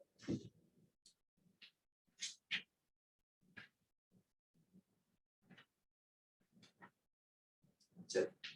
Oh, I'm sorry, excuse me. I have one more condition, that the plantings to the rear where the window is on the plan dated 5/24/19, the shrubs, those be added back to the plan. And that is, thank you very much, members of the board, Mr. Chairman. Thank you, Mr. Luan. Attorney Costa? Yes. Thank you, Mr. Chairman. Would you like me to address some of the comments? Or Yes, please. You can take them in any order you wish. So I'm going to address them rather simply, and I'm going to try and do so. You know me, I've been before your board before, so I'm going to try and do so as respectfully as I can, but also just be very firm in my position and my client's position. We're back before you this evening under court order. Court order, I think, is unambiguous. The court order says this matter is remanded to the zoning board of appeals with instructions to grant a special permit for non-conformance. I've read many a remand order over the years. I've read remand orders. In fact, most remand orders I've read have been far more extensive.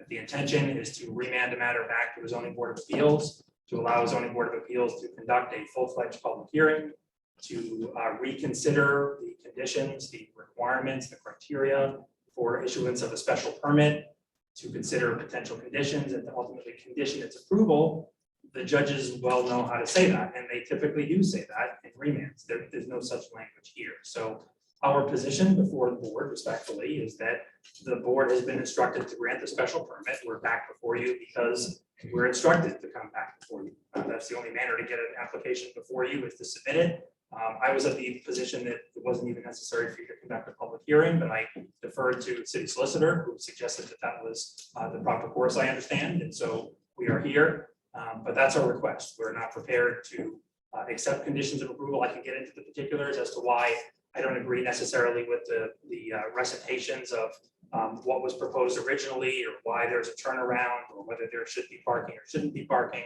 But the bottom line is, I'm not sure it's necessary to get into those particulars. From the applicant's perspective, we're here seeking an approval of what was presented before, which was also viewed by the judge. Judge saw the elevations in the plans, they were submitted as part of the proceedings, saw the window locations, saw the lack of screening, and there's no order or requirement that those things be added. So if the board is inclined to grant the approval, then we will proceed with construction of the project.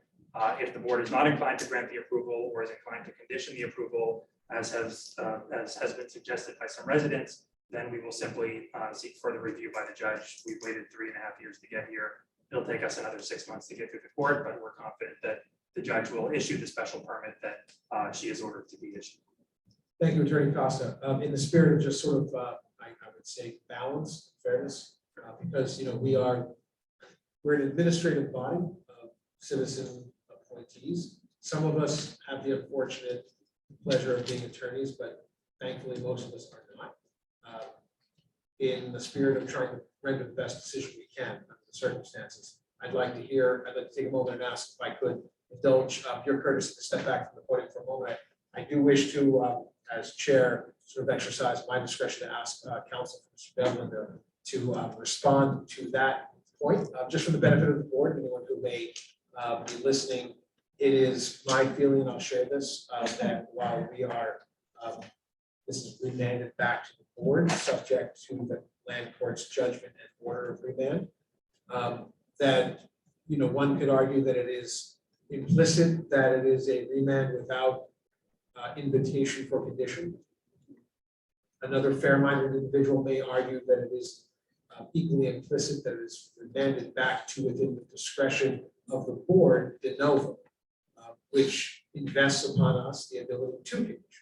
So certainly we would all benefit from the magical sort of, you know, bellowing voice from the heavens from the land court to tell us what they meant. We may find ourselves there, but in the meantime, I, as just one board member, am inclined to hear and consider conditions, but I do want to, in the balance of fairness, ask counsel to respond, and I'll certainly hear from you again. So then I think we will we'll do our best to, you know, either render a decision or entertain your request to continue for further clarification of the court. Certainly, we don't want to protract this, but I think we're all in pursuit of the best decision under the circumstances. Did you want to say something? I do. So I respect that, Mr. Chairman, and I don't envy the position of board members. I appreciate that you've got to make a decision here based upon your reading of the documents you have before you. I'm happy to step aside and give Attorney Schofield an opportunity to address the comments. I will say you have your city solicitor present this evening as well. I think that it would be wise for the board to take the advice from its own counsel, who of course was very active in the proceedings before the court, had the benefit of being present for the entirety of the trial, and also reviewing and interpreting the documents that were issued by the judge. I will tell you, I won't be asking for further continuance beyond this evening. I'm not going to seek further advice or recommendation from the board. Again, we'll be asking for a vote from the board tonight, and if the vote is to deny the approval or to condition the approval, then we will seek further review in the court. Very good.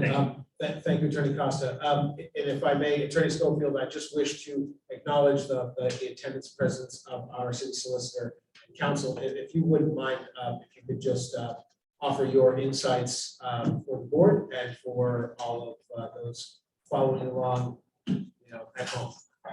The decision of the court was very clear. It was a 3-day trial, extensive evidence put in a sense, I'm sorry, counsel, we know who you are, but just for I'm the sorry, record, anyone else Attorney that Tom may- Lane from KP Law. And the court, again, it's important to consider the decision in the entirety. The court upheld the board's decision with the primary part, which was the part which frankly was the main part of the trial. If you read the court's memorandum and the decision, they acknowledge that the majority of the trial was spent primarily on the parking, and those were the issues before the court.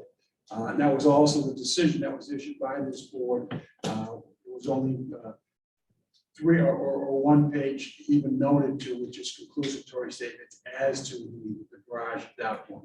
With that background, the court conducted the trial. The court upheld the board, and the main issue that was being fought upon was the parking. But then the court then also, and again, Attorney Costa was correct in reading what the court ordered. And it is frankly a very vague decision. It's not exactly, it's not saying you can't put conditions, but it also does not allow you to put conditions. I think the court was a very conclusory order. And again, it requires the board to grant a special permit for non-conformities with removal of the shed and the construction of the garage. I think frankly, it could be argued either way. I don't know what a court would do when Judge Roberts would do when faced with this again. I certainly think that the board is required to grant the permit. But again, my concern is, and I can't read what the court is going to do, but that the board could consider themselves putting themselves in contempt if they I don't want to say too many conditions, but if it goes beyond what are there. You have the plan in front of you that was from 2019, and that was the plan that was in front of this court. And that's the plan that the court has allowed you in order to approve. I appreciate that, counsel, and if I might, I just want to sort of say this out loud.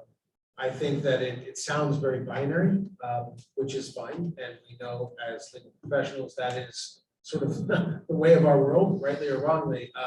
I would be remiss if I didn't point out that too many conditions doesn't translate into judicial orders. So it's either no conditions as the court ordered, or risk contempt. And as I see it, and correct me if I'm wrong, I guess, I'm fleshing out my thinking, and I'm doing this out of a sort of an abundance of caution for ourselves and the spirit of our charge on behalf of our city, right, to do this volunteer work as best we can. I would want to hear from Council Schofield. I want to hear, as I suspect my colleagues would want to hear, but if I'm hearing you correctly, I want to hear from them with respect to conditions requested. But if I'm hearing you correctly, the order in the memorandum did not include the invitation for this board on remand to discuss any of the merits and or impose conditions. And though we may color outside of the lines and endeavor to do so, we do so with, I think, the risk of being deemed in contempt by Judge Roberts. Do you agree or disagree with that? I agree with that statement. Okay. It's a very conclusory order, but again, Yeah, I understand fully, and I appreciate that. I want to thank you for that input. It's critical for us. And if we may have other questions. May I ask a question? Yes, Mr. Bennett. Let me see if I can articulate how I would view this. That's a little weird. There was an appeal. There was an appeal of an application which clearly delineated this garage. Am I correct? That is correct. And if I hear you correctly, the judge has ordered us on remand to approve that application. that is correct. And what I think is important for the newer members of the board, there's a lot of history here, and Attorney Costa was right. But initially, the board just acted on the first part of the application, which dealt with the parking. And they rendered a decision on that ground only. And they try to bifurcate the decision. Subsequently, they reissued another decision. They did further hearings over the summer of 2019. They then were prepared to order a decision on the summer of 2019, but the court at that point sent that case back to the board and said you need to give one decision that addresses both issues at once. That was the decision that was actually issued in October of 2019. Well, I read this decision. And I invite you to tell me where in that decision this board has any authority to impose conditions, or the flip side, whether Mr. Costa can come here and ask us to deviate from the application that was essentially approved by the court, and on remand order us to approve.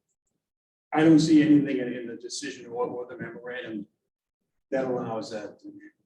That was my question as well. If the 2019 site plan was remanded, why are we being shown the 2023 site plan that's not identical? Well, my understanding is, and again, Attorney Costa could address this better. I have looked at the different plans that were present there.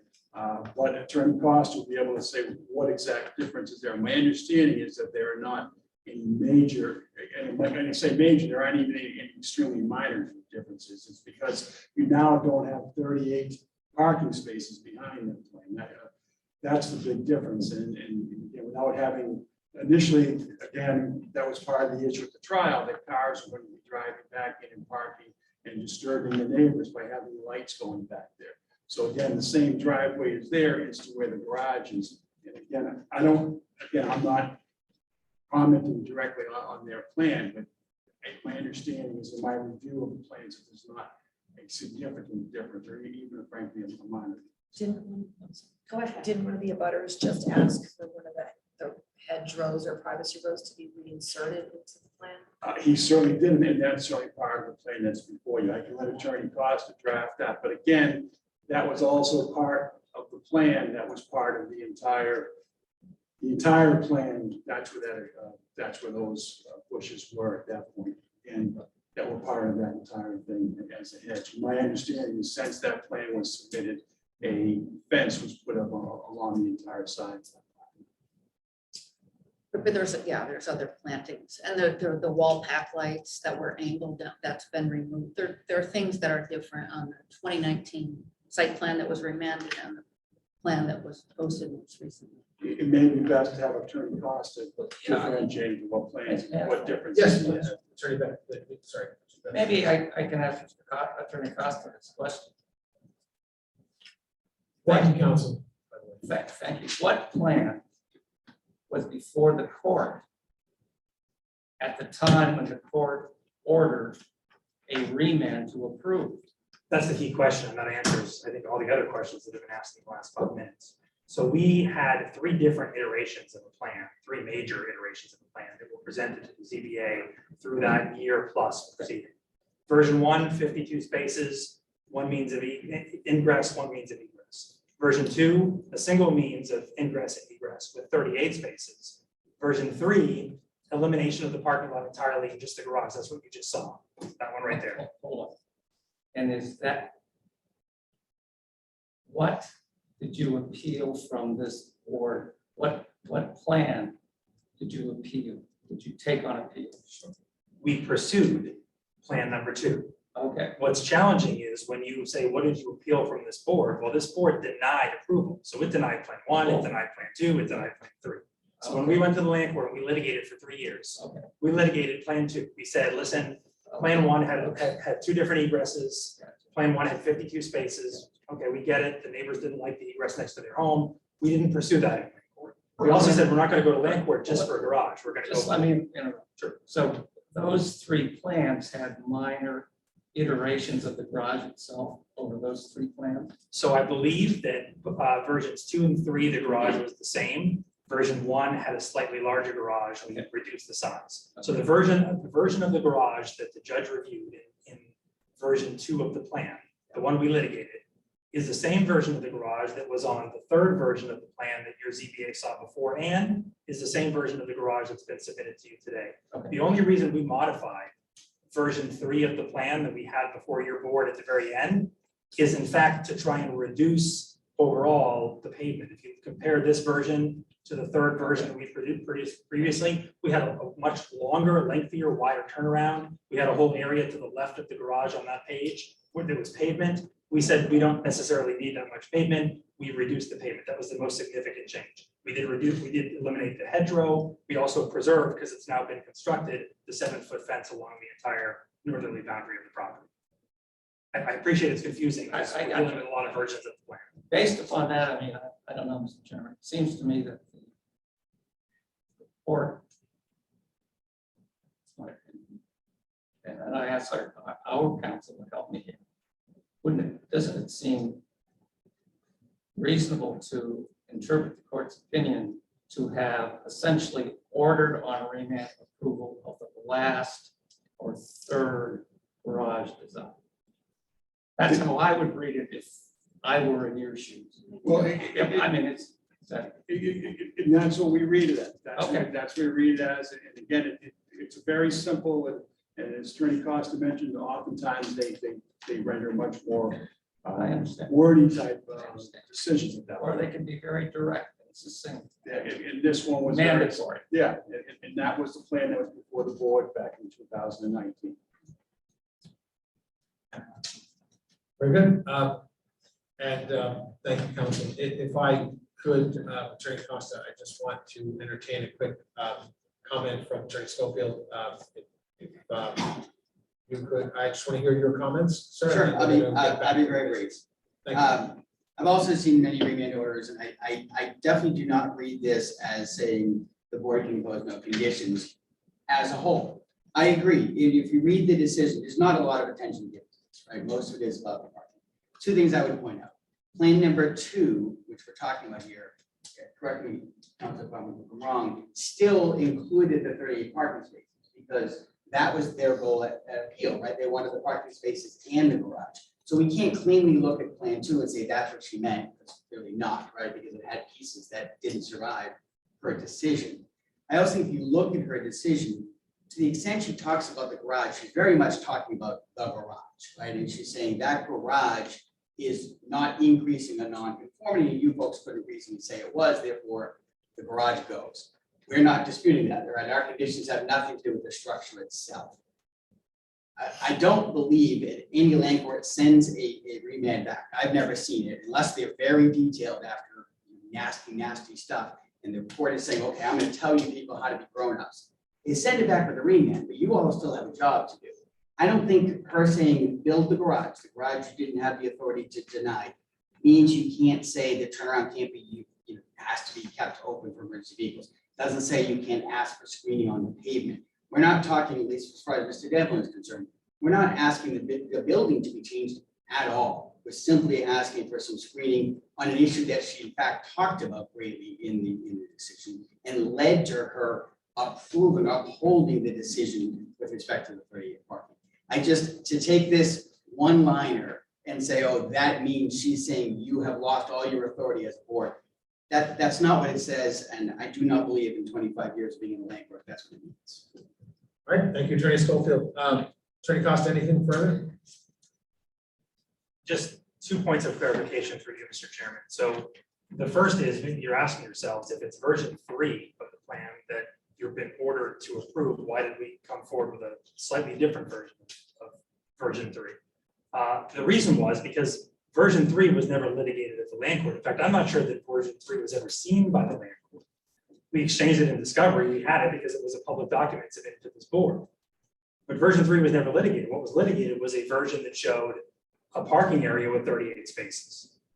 And so we came back before you saying, well, we're obviously not going to show the parking area now. We're going to limit the pavement. And so we came back with a version that eliminated the parking area, no 38 spaces, and limited the pavement even more so than we had in the third version that we presented to the Zoning Board of Appeals back in the summer of 2019. My only comment with respect to screening, and again, I said I didn't really want to get into the substance of the requested conditions, but let's talk about screening, because I've heard Attorney Schofield say a couple of times that there was a lot of attention paid to this concept of screening during the land court trial. I was there. There was a lot of attention paid to screening and other issues that were concerns that were raised by neighbors and butters. But the screening was addressed in the context of a 38 parking space parking lot. We were talking about screening along the boundary, the northerly boundary of the property. We had a 6-foot fence that was prepared. There was since been a 7-foot fence erected. There was some discussion even about screening of the opposite property where there is an existing fence that is on the neighboring property on the south side. So there was a fair amount of discussion of screening. There was never any discussion of screening internally in terms of what's being suggested now that we would somehow put screening along the back of this turnaround or this pavement area. That was never discussed in the court. The judge never opined on it because there was no plan in front of the judge that showed the pavement stopping where it stops here, because the pavement continued on and converted itself into 38 parking Attorney spaces. Costa, may I just, thank you. And may I just inquire? Of course. One more question. So let's put aside the legal niceties here, and we could obviously complicated issue. But if I heard from Attorney Scoville, and I heard from Mr. Lyle, and I heard from, well, not, I will read those two, set aside the other comments, because I don't, yeah, that level of fuss with something back. Those two comments seem to raise to me thoughtful, considerate requests that one neighbor would typically ask another neighbor in the context of an improvement that you're doing. So I understand your bullish position on the law. You may be right, but putting that aside, why are these so distressing to you? And why isn't there a way for these, what I view as not being very significant, you haven't told me they are, requests to be accommodated? Well, I appreciate your remarks. You finished with be accommodated. We're 3 years into litigation, litigation that was advocated for, testimony that was given by the very neighbors that are now asking through the board for us to be accommodating. So you can appreciate why that's a bit of a difficult ask in the grander scheme. Having said that, if we get to the particulars of what's being asked, so let's talk about this. Concerns about headlights shining across what was going to be a parking lot, across the backyard, and beyond the 7-foot fence that's been constructed along the entire northerly boundary. And to alleviate that headlight glare that is a concern of residents, that we should have to place internal landscaping at the end of this parking area. Well, number one, there's a cost associated with that landscaping. Number two, there's really no desire to landscape the end of that turnaround area or the end of that pavement. And we don't think it's necessary. You know, we presented testimony during the land court trial that it wasn't even necessary to screen the headlights from cars that were going to be 50 feet closer to that boundary in the parking area. I don't know, I didn't hear that. What I heard is no parking in the turnaround. Okay, can you talk about that one? I can't. So I have a different recollection of what occurred back in 2018 and 2019. Okay.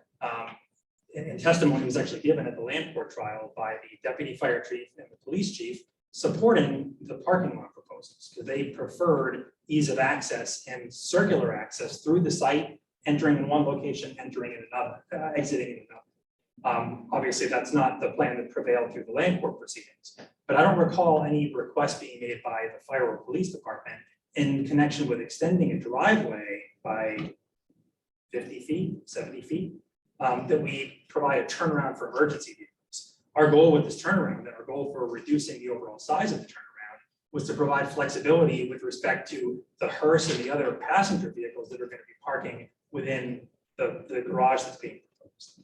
So I don't believe it's necessary that you know, what are we talking about as a turnaround? The area immediately to the left of the garage here, or the area that's pointing to the left, if you pull straight in from the driveway. So we have an issue on, you know, with respect to a driveway proposal that, again, extending pavement within a driveway wouldn't be something that in and of itself would trigger the need to come before your board. There being a restriction, a condition of approval that there not be parking. If the Hevelings choose to park there, they should be able to park in their residential driveway, whether it be in the turnaround or in the garage or immediately adjacent to the garage. So that's the objection with respect to the turnaround. With respect to the window removal, I think that goes directly to inconsistency with the plan that was presented to, because the architecturals were presented to the judge. The judge did see those architecturals because the actual building itself, the structure, didn't change through the second or third iteration of what was before this board and what was ultimately presented to the court. With respect to the dry well, that was proposed in the last iteration of the plan that we had before the board, and it hasn't changed. And I guess the other issue with screening is that Attorney Schofield mentioned some type of screening. Yeah, so there was some suggestion for screening on the back side of the garage, and you know, that's not in our current proposal. We don't think it's necessary, particularly given that there's now a 7-foot fence located along the property boundary. Fences make good neighbors, right? Very good. Thank you, Mr. Bennett. And thank you, Attorney Costa. Any other questions, yes, Ms. Beck? So the 2019 plan that the judge remanded had included wall pack lights that would be angled down to keep the light targeted and less dispersed and to minimize glare, I think not only for abutters, but for anyone going down High Street at night. And those have been removed from the 2023 replan. So you're asking me to accept that the judge said to us, approve the garage plan with any site plan features that we feel like, that you feel like removing or adding. In other words, the lights aren't there anymore. Why? And why should I accept that I have to approve the site plan, not just the garage? Was the judge saying, approve the garage and then they can add or take anything in or out of the site plan? Yeah, so through you, Mr. Chairman. So I appreciate the comment. So that's not my position that the judge said, take anything out, put anything in. My position is that the plan that was before the judge, the plan that the judge ruled upon, was a plan that showed the continuation of the pavement far beyond what you see here to the rear of the site to incorporate 38 parking spaces. And so when the judge said about that plan, the only plan that was before her, when the judge said that plan, the parking spaces are not approved, and the ZBA was within its discretion to reject the parking proposal, but the garage is approved, we needed to find a cutoff, a location to stop the pavement and to eliminate the 38 parking spaces that are no longer a part of the proposal. My recollection, and my client I'm sure will correct me if I'm mistaken, but my recollection is that the wall pack light, the cutoff downlight feature, was, as you can see on the back side of the garage, that was actually a holdover from an earlier version of the plan that had the full parking spaces, really meant to illuminate the rear of the site. There's no parking. There were also bollard lights that were proposed in the earlier versions of the plan. Those, of course, were eliminated too, because there aren't going to be 38 parking spaces at the rear of the site. If what I'm hearing from the board is we should have included that proposed wall pack light cutoff down light feature on the building, and they don't like there being no light shown on the plan, then I guess if it was on this plan, it could be on the current plan, but it's not being currently proposed because there's no parking at the rear of the site. And there's no light to light any of that paved area from the garage? No. No light, Correct. pitch dark. Aside from lights for the garage doors would be problem. Thank you. Nothing in the back. Okay. Thank you, sir. Ms. Pecknick, anything further? Very good. Any other questions from the board? Okay, I will close questions, and I mean, we can go into deliberations. Obviously, this is a unique circumstance whereby we are under a remanded order, with a grant order from the Massachusetts Land Court. So with respect to that, any thoughts from board members with respect to discussions we've already heard? And once we kind of run through that gamut, I'll be looking for a member of the board to make a motion. Mr. Bennett, any deliberations, any comments that you haven't already sort of shared? I mean, it's unique. We're not really deliberating any criteria.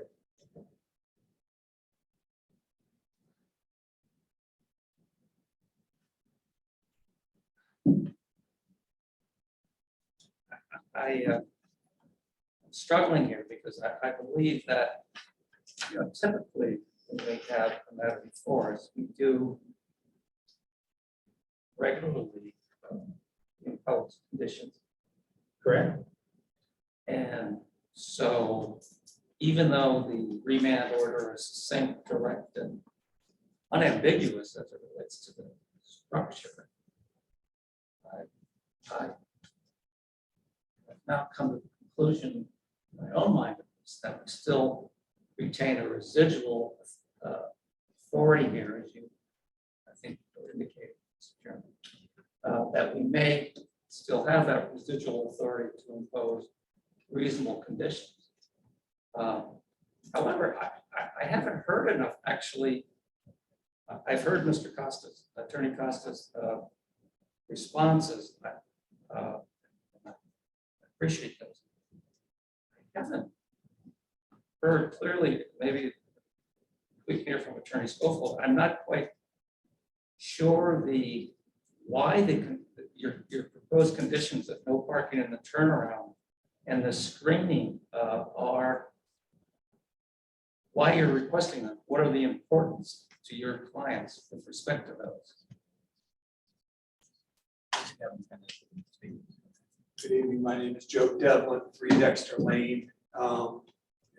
A lot of photographs were submitted in the original hearing in opposition. That area down at the bottom that goes out like an L is probably 10 or 15 feet higher. And the fence doesn't do anything from my second floor, which is my bedroom, my wife's, my daughter's bedroom, my son's bedroom, the upstairs bathroom.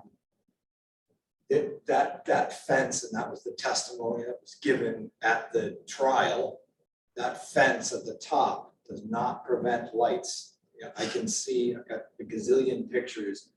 You can see my wife, the judge took a view of the location, and she told me what shoes the judge was wearing. From that bottom area where that turnaround is, anybody turning around in there, those lights are gonna go into my daughter's room, which copious photos were shown. Look, Attorney Costa, he's advocating for his clients, but he didn't give the totality of the evidence. Well, excuse me. But that's what it's about. There's lights in that, they're changing the shape of their commercial building, commercial driveway, which is used for commercial purposes. It's not just a residential driveway. And those lights will still go, the same problem that we had about the parking lot, we're gonna still have a continuation of that, the way this is set up. So what I had asked, which is what I thought was a reasonable accommodation, was that nobody ever asked us whether the fence was gonna solve the problem. Nobody ever talked to us at all from this neighbor. I almost went outside to speak to Mr. Costa's other client, Mr. Hazelton, and said, you did it right. You went and spoke to the neighbors first. I have never spoken to my neighbor about this project. Nobody has. The only person who came and talked to me was a couple of days before the filing was Attorney Lisa Mead. Not my neighbor who lives there as a resident. When I'm putting in an addition right now, before I did that addition, I went and spoke to all of my neighbors. I didn't need any permissions, but I did it because there was going to be trucks and traffic, and I wanted them to know that there was going to be some disruption there. So I think this all could have turned out completely differently if someone had come and spoke to me. I'm a reasonable guy. I'm a nice guy. My wife is a super nice guy. My wife went through a really difficult time at that hearing. Really, really difficult time. Sobbing. She couldn't come tonight because she was going to do it again. So what we're asking for is what the neighbors would do. Or reconfigure the driveway so they're not turning around and I'm not looking at the lights. But to make us feel that we've done something wrong as our rights as an abutter. Unbelievable. But anyway, that's what I thought was a reasonable accommodation, certainly. And what I would say is I wouldn't want commercial parking there. I think I can accommodate that, but I can tell you with my testimony, and there's pictures in the record that from that spot, you can see headlights right into my second floor. Thank you, Mr. Devlin. I hope I answered your question. I'm sorry. I'm going to ask the board to try to guardrail so that we can stay on pace and on task. Our deliberations, but I want to entertain all the deliberations and certainly flesh out all that we need to and all we can. But we do need to get to a decision, for better or worse, as best we can. So with that, Mr. Chen.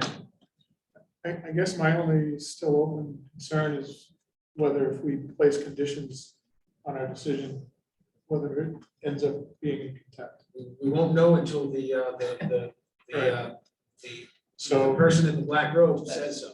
So we have to step into the blind and we simply take what we have as best we can. We act in good faith with all that we have, and we make a good faith decision. And if we are wrong, hopefully we survive that wrong. Yeah, I'm sure, we would survive. Yeah, but my point is this, you've heard, we have to make a decision and it will be imperfect no matter what. There's there's few instances of perfection, even from, even from the courts, and this is no exception, but we do have what we have in the form of the order and the memorandum. We have to make it as best an educated, informed choice on what that means and what our directive is, and what, if any, discretion may remain for us to tinker with, as they say. Yeah. I don't know if that answers the question, but it's an unenviable task forward here, I suppose. Ms. Scott?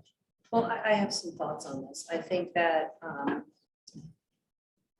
you know, unfortunately, the garage that we've been ordered to put into place by the court is not very attractive. You know, we are put in a position, right, where we rejected the garage as a whole as being not substantial, it's being substantially detrimental to the neighborhood.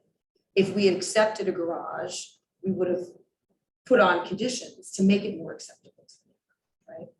And part of our job when we're doing that, we've heard from the historic people that says this is a very historic street, right? It is not in keeping with the historic character of the neighborhood. And I think that, you know, part of our job is to make sure that it's not substantially, you know, more detrimental to the neighborhood and exercise our discretion. I think that the fact that the court did not approve a specific site plan, that we have the garage plans, right? But the court did not approve a specific site plan. So I believe that that gives us discretion to implement something that is in keeping with some of the options, but also something that could make this garage not substantially more detrimental to the neighborhood. And I think screening is something. I live next door to Brigham Manor, and there are lights, there are ambulances that come in at night, just one. And it interrupts our sleep. The parking area is not, and the addition that they put on before there were probably constraints on it are not attractive. So we've added screening so that we don't have to look at it. And I think that that's something that neighbors do. You know, is that's should be part of what we're talking about here. And I think that there were hedges, there could be screening added that you wouldn't see a non-historic structure when you're driving down High Street, coming down and seeing that. And I think that that would be better for the neighborhood and the neighbors. And I would be in favor of adding some of those things that would take into account what we've heard from the Historic Preservation Commission and also from some of the neighbors. Good, thank you, Ms. Scott. Ms. Peckett? I absolutely Chair. agree with Ms. Scow that the judge did not approve the site plan itself, but rather the garage.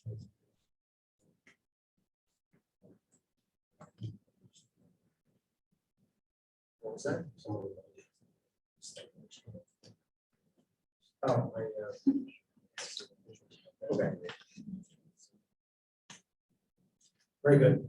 Thank you, Ms. Peckett. And our planning director, Mr. Ford, has just brought to my attention that while I do see a hand remotely raised, I just want to make note that it appears that it's Eric Goodness. And Mr. Goodness, my apologies. This is Rob Champion, the chair. We have closed the public portion a while back. This is a remand, which unfortunately we have closed the public comment portion originally, but I see your hand up, so I'm going to exercise discretion just since it's only one hand to just hear from you. So if I can take a moment with the indulgence of the board, Mr. Goodness, if you can unmute your mic, we will hear from you now. Just give your name and address for the record. We appreciate it.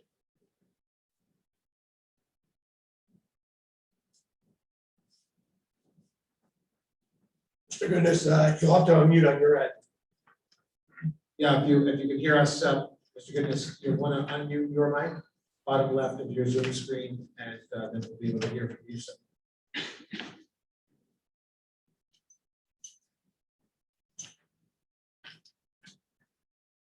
Mr. Goodness, if you are speaking, we're not able to hear you.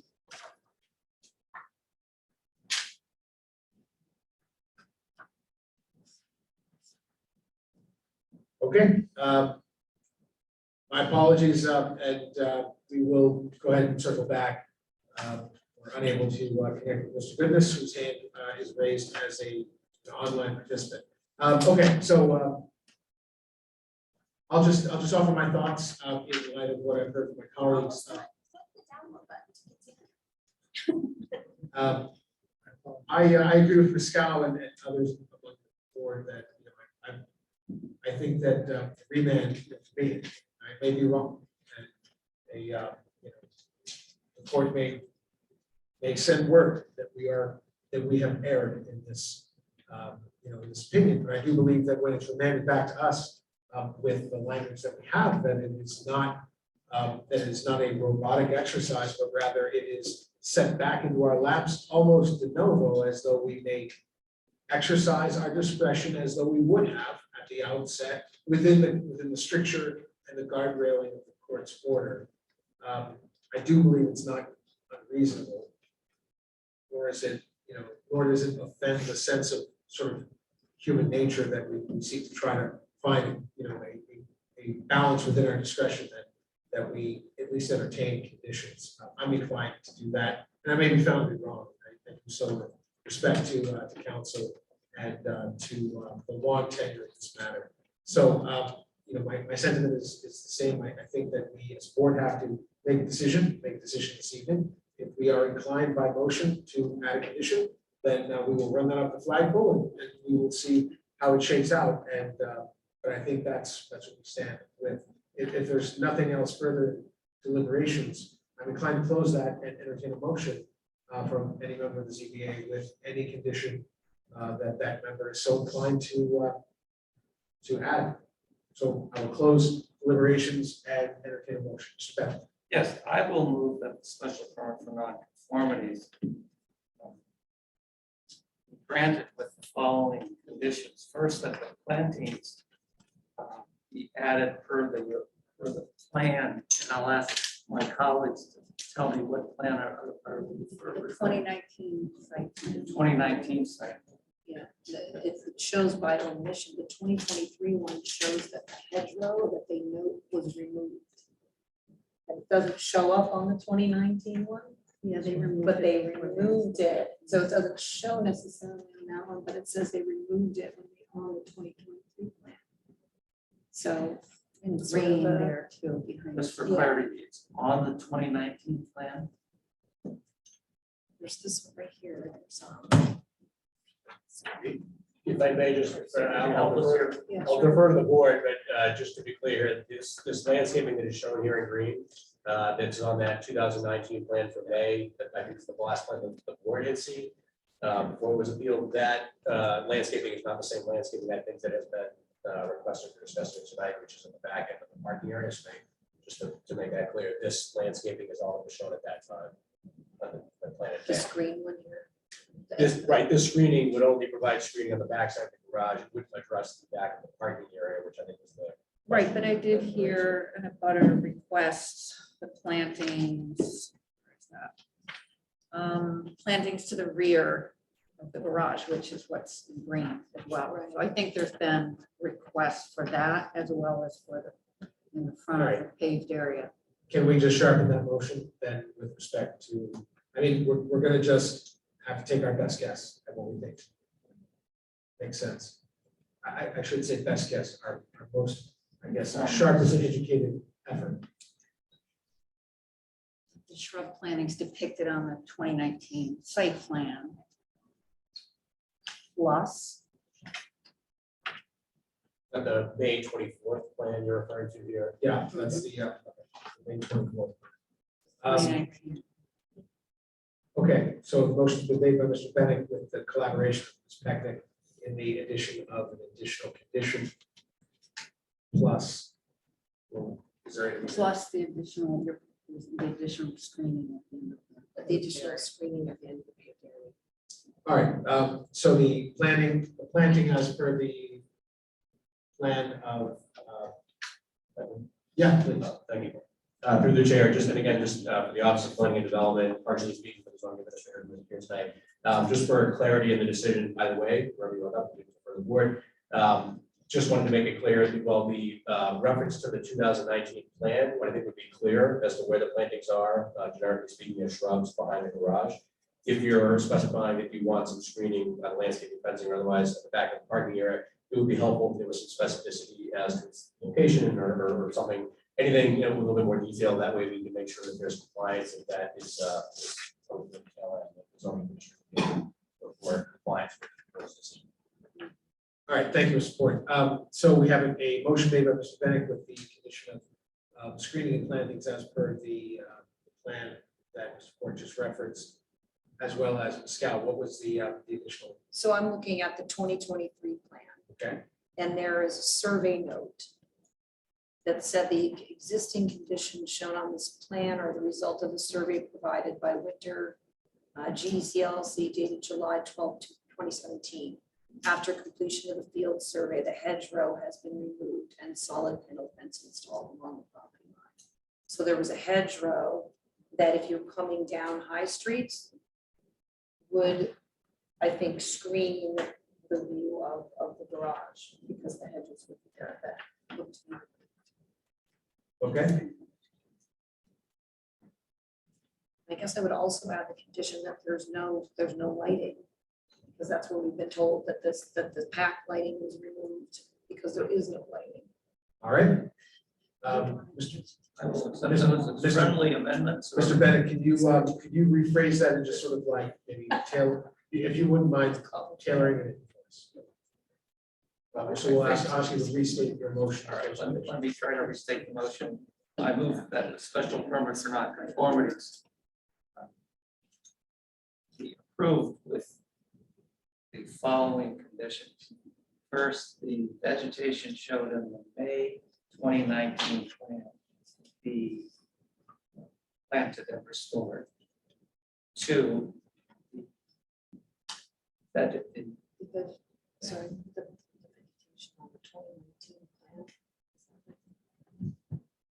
But if I could, I think that was what I was trying to point out. I don't think there was landscaping in the back of this parking area that you're referring to. Lenny may be pointing to. Right, I think I'm looking at the garage, it's behind the garage, correct?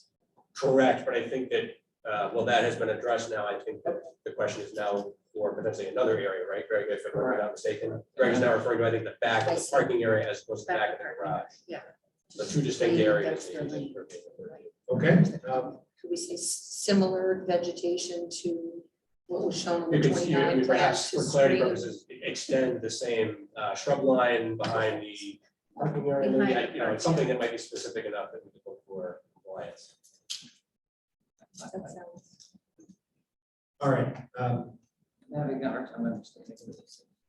I think it goes behind sort of the. If I may. Yeah. Sorry, just only my effort to try to assist the board. If I understand correctly, what I think Lynn is referring to is, as you, Greg, I think had incorporated already in your motion approving the requirement that this landscaping be installed here behind the garage, correct me if I'm mistaken. The idea would be, I think, is. Let me just see, if maybe I can show, do we have a paper plan right now in front of us where we could identify these areas on that plan and introduce it to the Well, record? because we do not have one plan that addresses the details that you're referring to, we have some references to pieces of it. What I was trying to do is, to the extent the board wishes to make a decision tonight, and based on the information available before you, try to help you perhaps some language that would be clear enough or what would be necessary absent a specific plan coming back to this board that covers all those details. Be my guest. Okay, sorry, so again, I'll refer to you as board member, but my understanding is that so far that potential motion includes an approval of the special permit with a condition that the landscaping as shown on this May 24th plan of 2019 be installed as shown on that plan. And then, if I'm not mistaken, Linda is referring to extending that shrub line around the back of the parking area as well as the back of the garage, if I'm not mistaken. That's yes.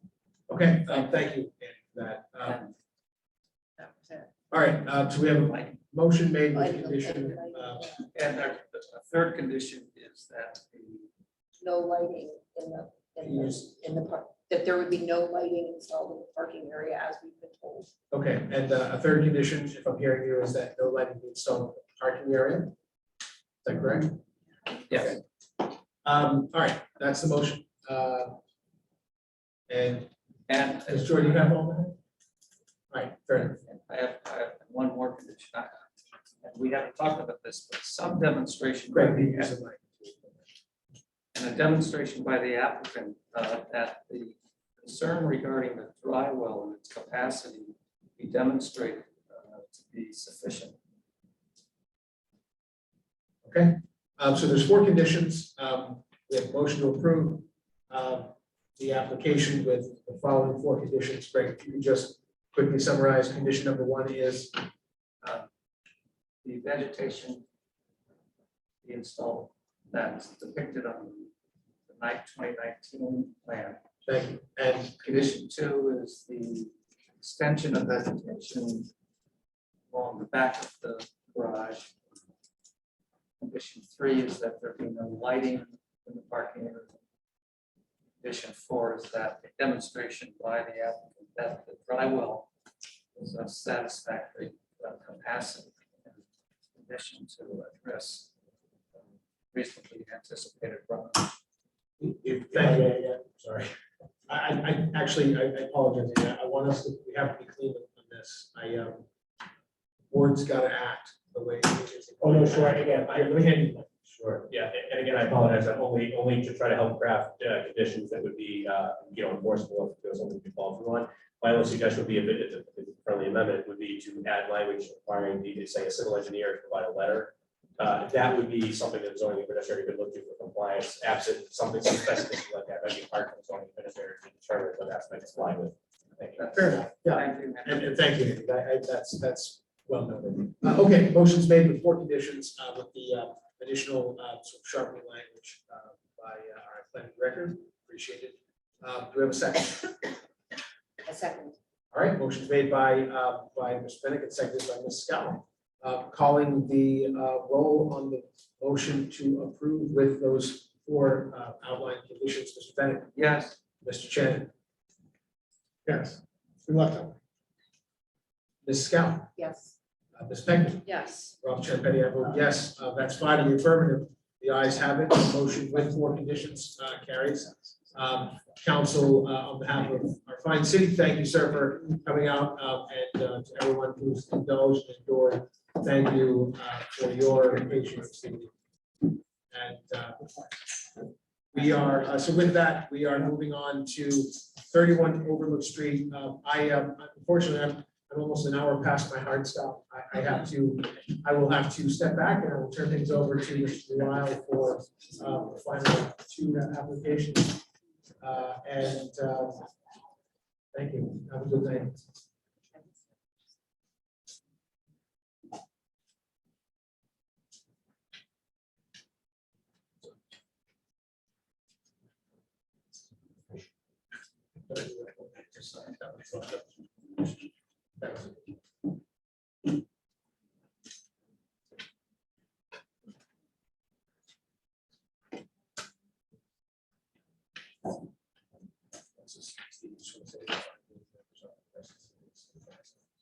Thanks to everyone who remained here. That really cleared out the room. The 5 voting members for the 2 subsequent hearings will be Patricia Pecknick, Lynn Scow, Bud Shannon, Greg Bennick, and myself, Stephen Delisle. Proceed. Thank you, Mr. Delisle. Also, just before we begin, I know this is a continued application. Are you all set with being caught up from the ready to vote on this?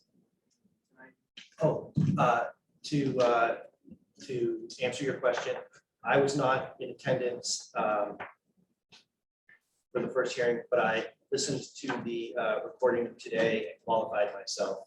So I am qualified to vote on that. And I believe that everyone else, is that correct? Everyone else was in attendance the first night of this application? Okay, thank you very much.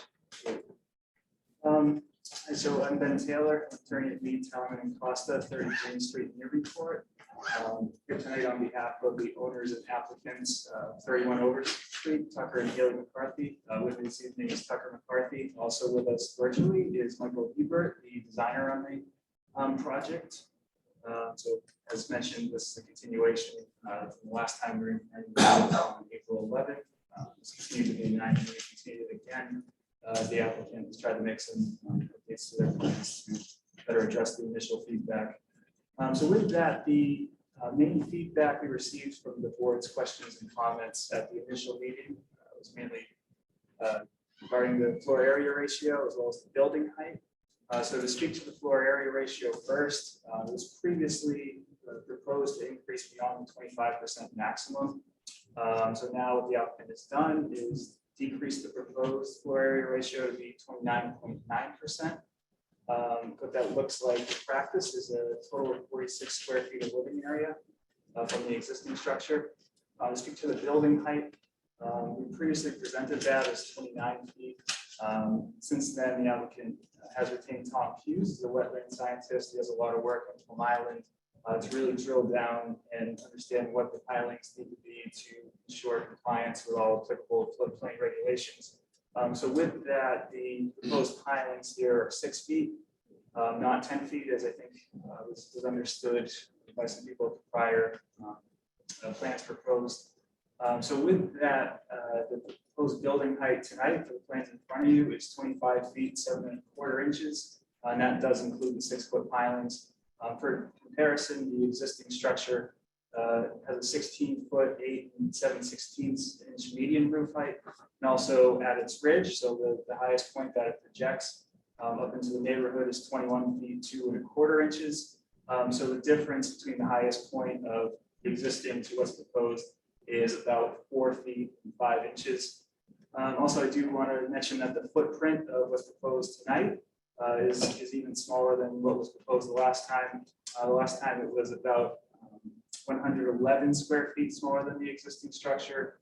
What's in front of you tonight is proposed to be about 221 square feet smaller than the existing structure. So again, the existing is 875 square feet and proposal is 654 square foot footprint.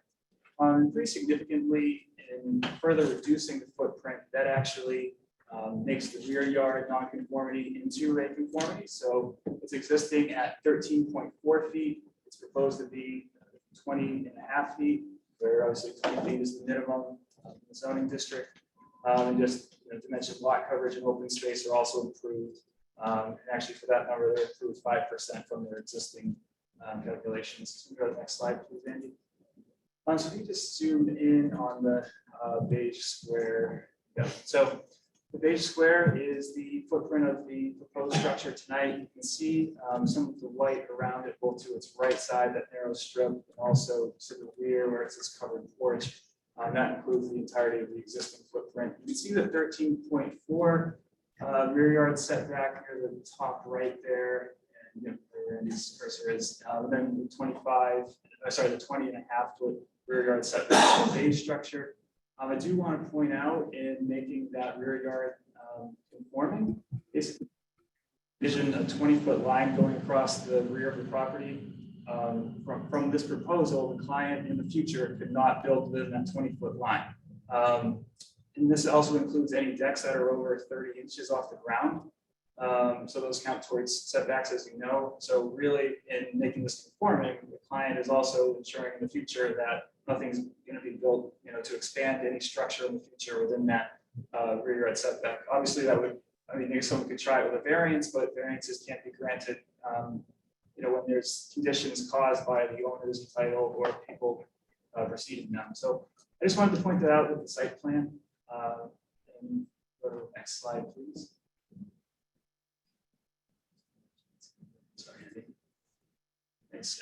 So these are the elevations. I'll turn it over to Michael Hubert in a moment, but I do want to just make a couple of points about the elevations. We really tried to clean those up. I know we had the existing and proposed for all elevations on one sheet last time. So here we just have the existing on the left, the proposed on the right, as well as we just have the median roof height and the ridge height on the existing, and we have the pilings and then the proposed roof height for the existing to really clean it up and make it easier to understand and read. So with that, I think I want to turn over to Michael Hebert at this time. If Michael looks like he's still with us, just if he wants to touch on any specific design features of the updated plans. Thanks, Ben. Michael Hebert speaking. So, you know, you guys hear me all right? Yes, thank you. Michael Hebert, speaking. So as Ben said, you know, we made some, additional clarifications. I know the last meeting that we had, there was some confusion on the proposed building height, where we showed the elevations, the actual elevation number and a dimensional building height. It was hard to figure out which was which. So we've cleaned that up. We're showing the 25-foot 7.25-inch building height, proposed building height, and that does take into account the 6-foot required elevation pilings for FEMA. You know, really the goal here is to sort of keep with the coastal contemporary look that many of the new homes in the area are being constructed. I think if you look at the other elevation, the adjacent elevation to the left of the existing home, you can see, and they're both to scale. You can see that the height difference is very minimal. In this elevation being the front, in the front and the rear, which we'll see in the next slide or 2 slides, we're proposing a you know, a glass railing on the east and west sides of the building, which will give views to the bay. And on the left and the right, we're trying to accommodate the adjacent properties with a fence up there, a privacy fence versus a clear railing, just to screen the sunbathers that the McCarthy family intends to have up there. That roof deck is intended to be used for sunbathing primarily.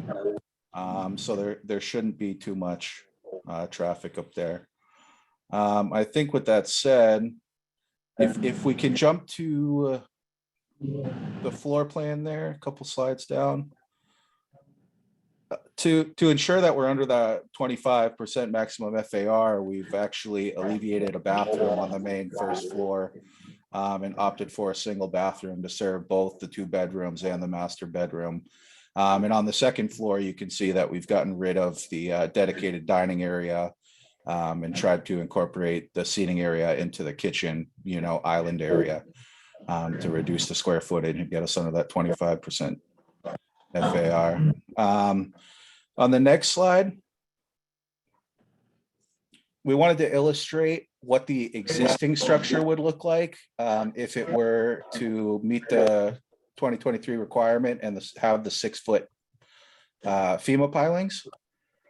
So as you can see here, I think it's a 24-foot 6.25. So we're about a foot taller with our proposed structure versus, you know, taking the existing structure and extending that up to 6 feet, which, as we discussed in the last meeting, the existing home is really uninhabitable, and due to the amount of work required and to make it work for the McCarthy family, this would really be necessary.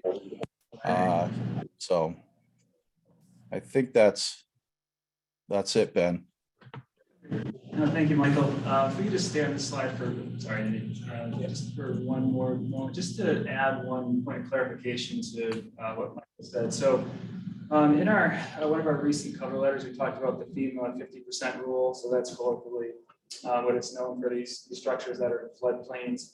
Basically, what that entails is if any project on a structure in a flood zone is estimated to cost at least 50% of the value of the structure, just the structure, not the whole property entirely, then it has to be built to all applicable floodplain regulations. So according to the assessor records cards, the most recent one, the assessed value of the structure is $125,500. Half of that is $62,750. So recall our prior presentation, there's a lot of work that needs to be done in order to rehab the existing house. It needs new flooring, it needs new siding, it needs new windows, it needs new utilities. Actually, it needs new pilings itself. Some of those are falling over. So quickly, you're going to have a project you want to rehabilitate it that exceeds that 50% mark. So that's really what's driving a lot of this project, and the intent with these plans just to show if someone was rehab it. This is how tall the structure would be. So we go to the next slide. So a lot of this is to reiterate what's already been said. But again, as the board's aware, the criteria for a special permit for nonconformities in the PIOD is whether or not what's proposed is substantially more detrimental to the neighborhood and also the PIOD generally, which is all of Plum Island. So here we don't believe the proposal with the improvements in front of you tonight is substantially more detrimental. Again, it eliminates a rear yard nonconformity. It slightly improves the right side yard nonconformity. As well as it makes the lot coverage and open space more conforming, which are the other measurements you guys have for density in the ordinance. The FAR is now proposed to be conforming. It's a mere 1% increase, which in practice is 46 square feet of total living area increase. The building height is conforming. It's almost 10 feet under the 35-foot maximum. And again, as Michael talked about, it's really driven by the need to comply with the FEMA and also the local regulations. Again, to speak to the rear yard setback, making that conforming, you're improving it by 7 feet, so you're moving the existing structure back 7 feet, and also you're making it so you can't build within that 20-foot setback in the future. Comparing the proposal to the ridge height of the existing structure is 4 feet 5 inches, so it's really not a huge jump. Again, the footprint reduction is 221 square feet. As we talked about, really the last presentation, refinishing and rehabbing the existing structure really isn't feasible for this applicant. In fact, it probably costs more than just tearing it down and building a new structure. And again, the existing condition is you have a dilapidated structure that's really a blight on the neighborhood, that's not habitable. That's not storm resilient as it currently sits there, replacing it with a structure built to modern standards that is going to be far more flood resilient, far more storm resilient, and really in line with the purposes of the PIOD, which include mitigating flood damage and easing the damage that these storms we seem to get every year and get worse and worse, getting to violence. So. The last point, the use is the least intense use. It's a single family use. That's a by right use in this district. Again, this isn't a situation of like where someone has a habitable house and you're asking to really have to do that. You need to have a structure here that's habitable. So really here, people just want to have a single family house for their family, and that's the intent here, and that's the proposal here.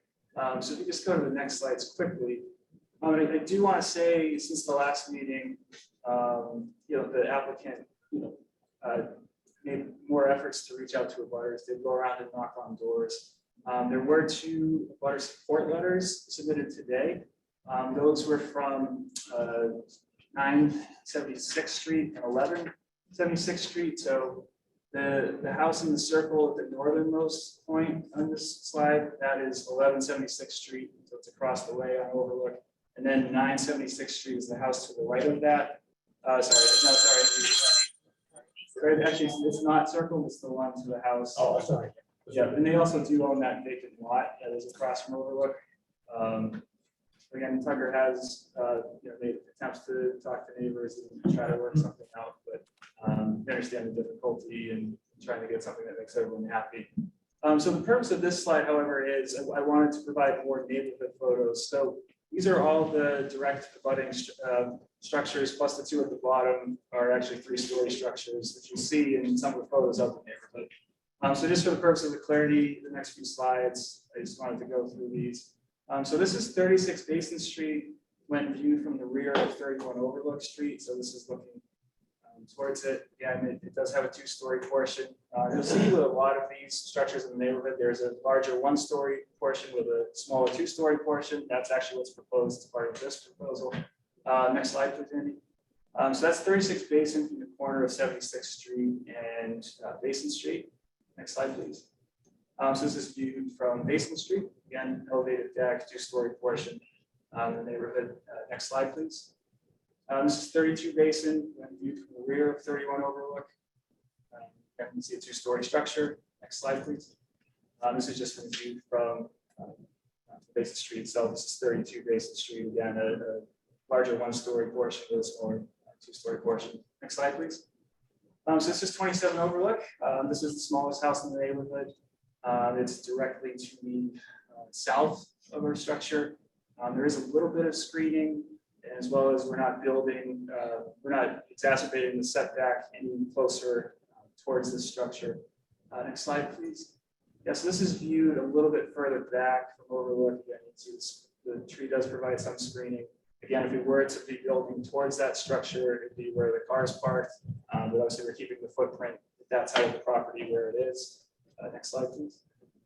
This is 1576th Street. We did include photos of this in a prior presentation. This is the butter directly to the north. Again, a house with a two-story portion, and it also did receive a special permit from the ZBA in 2017 for an increase of living area. Next slide, please. Again, this is a closer view, two-story portion. Next slide, please. Again, this is just viewed from Basin Street. This is the front of the structure. Next slide, please, Andy. So this is 1176th Street. We do have a letter of support from them. Again, a somewhat smaller structure, but again, it does have a two-story portion. Next slide. This is viewed looking across Overlook towards the structure. So next slide, please. And finally, just looking down, this is the last directly abutting structure. If you count looking across the narrow strip that is Overlook Street, that's 672nd Street. Their frontage is actually on the other side of the house that 72nd Street loops around, but again, features pretty prominently on Overlook Street. Again, two-story portions. Next slide, please, Andy. This is just a closer view. Next slide, please. This is from the side looking across from the lot at 31 Overlook Street. Next slide. Again, just to get the full picture, you can see the end of it because it was cut off in the last photo. Next slide. This is, so might have seen these structures when looking towards 32 Basin, especially 28 Basin. Again, this doesn't directly abut our parcel, but it does directly abut 27 Overlook and also 32 Basin. We have three-story structures. We have elevated decks. Again, these feature very prominently in the neighborhood, so we're not even close to being as tall as these. I think that's all I have for right now. Yeah, those are just for later on. There are more questions about the neighborhood, Andy, but I think that's all I have for right now. I do also, have on me the property record cards for all the photos we showed. So that does feature data such as living area and square footage of the first floor, the footprint. So if you want any questions for comparison, I'm happy to provide those.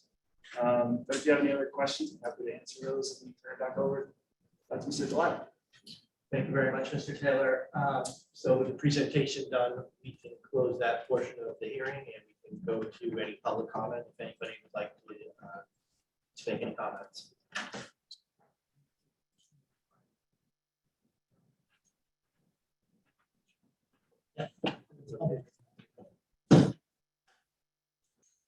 Okay, seeing no public comments here.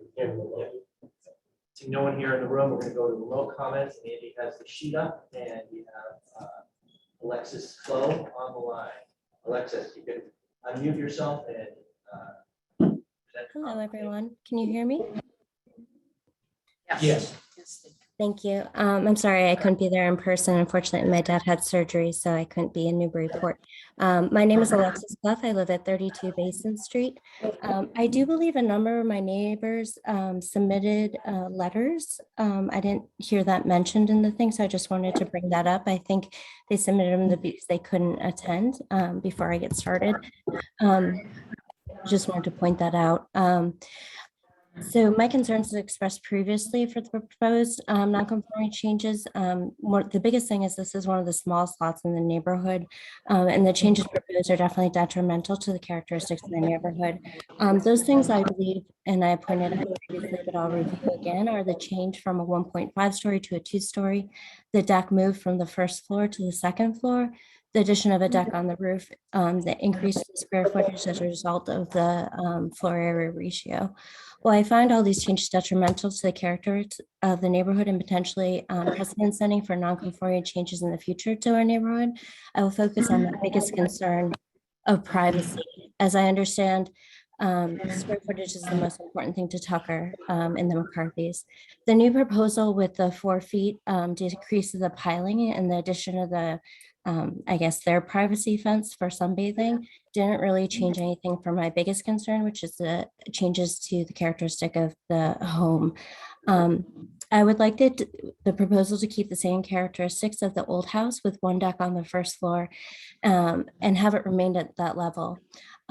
In addition, I would like the roof deck eliminated from it, as that is like the biggest issue for my privacy and my neighbor's privacy, because it increases visibility from an elevated position and intrudes into spaces that were previously private in my yard.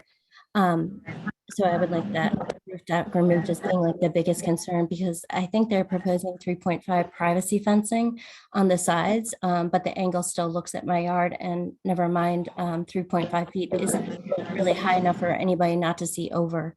And I'll kind of go through the list of concerns for the roof deck in particular and my thoughts on the way it negatively impacts the neighborhood. Obviously, as I mentioned, privacy and intrusion into the view from both decks. Obviously, the roof deck being the bigger concern, but moving from the first floor to the second floor also changes the privacy of our neighborhood. The noise from an elevated position is also of concern, and the safety risk as falling hazards, for example, if kids throw things off the top. It also changes the characteristic of the neighborhood. As you noticed in all the houses they pointed out, none of them have roof decks. Never mind, there's a lot of different things. I'll kind of go through the pictures of what they had in a second, but let me get through the concerns with the roof deck. There's obviously the light and shadow with the increase of the height. Structurally, there is the possibility in the future that they could cover these decks. That is a concern. There's a second floor deck. There is also the roof deck. All these could get covered, and that increases the square footage well beyond the 25%. And again, I keep kind of going back. This is the smallest lot in the neighborhood. They're making comparisons to the houses around it, but it's a 12,000 square foot lot, or roughly, maybe a little bit more. And also the other concern is the present and future impact. This might set precedent for the future to lead to proliferation of rooftop decks and changing the character and quality of life in the area for the above mentioned concerns. I understand that they were required to raise the house on stilts, and I appreciate that we have some clarity on what FEMA requires. And I understand that that did bring down the height slightly, but the new proposal is still 10 feet higher than the previous home. On top of that, they want to create a living space on top of it. And that, again, being the biggest concern to my privacy. Again, there are lots of the smallest in the area, and their examples do not include abutters of the ones that they went through in the last meeting. All the examples that they had that were so much bigger were on bigger lots, or for example, 28 Basin that they use in examples, actually a 2-family home. And some of those homes that have had renovations were maintaining pre-existing nonconformities. So their examples have not introduced new nonconformities that existed. And interestingly enough, the one support letter they get is from somebody who doesn't actually live there year round, and that is an Airbnb. Not that Airbnb, as I've heard, is not really pertinent to this, but again, their support letter is not coming from somebody that actually lives in the neighborhood and lives in that home. I asked, in general, I think in order to meet the concerns of privacy, that the proposed deck be kept on the first floor and the addition of one on the roof not be allowed. Thank you for consideration of my concerns. Thank you very much, Ms. Clark. Any other attendee virtually who would like to make a comment?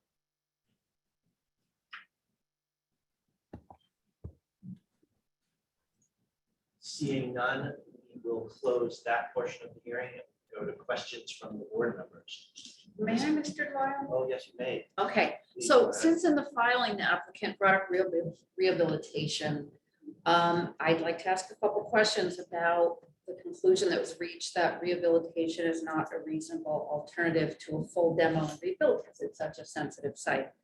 So the 50% FEMA rule is that if the substantial improvements made to a structure in a flood zone equal or exceed 50% of the market value of the structure before the start of construction, it has to comply with FEMA.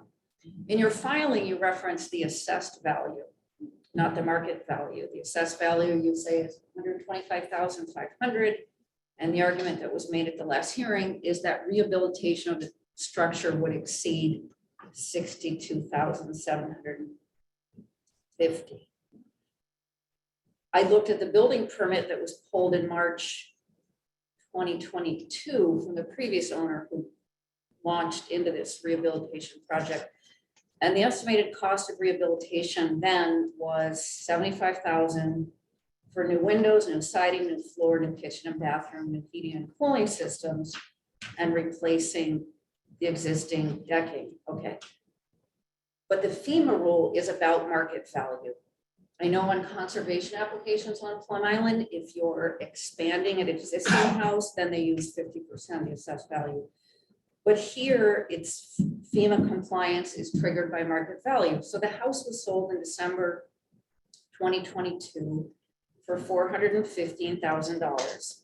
So the rehabilitation cost would have to exceed $207,500 to trigger FEMA. I don't know if the market value is lower or higher since then. Apparently the sale price then included new cedar shakes, hardwood flooring that were left on site.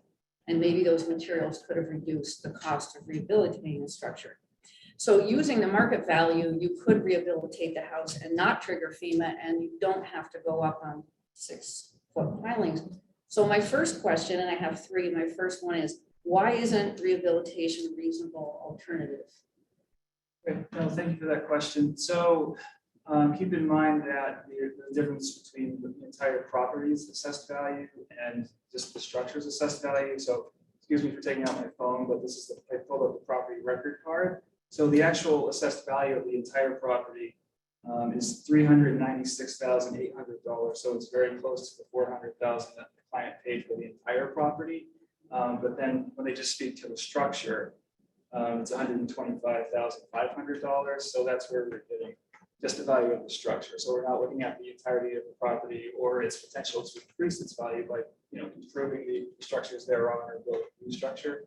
So again, that's where we're at. I do think that, again, the pie odds purposes heavily focus on building more resilient structures. So if you just were going to rehab the existing structure, again, it's more beneficial within the keeping of the purposes of the pie out to build something that is to those requirements.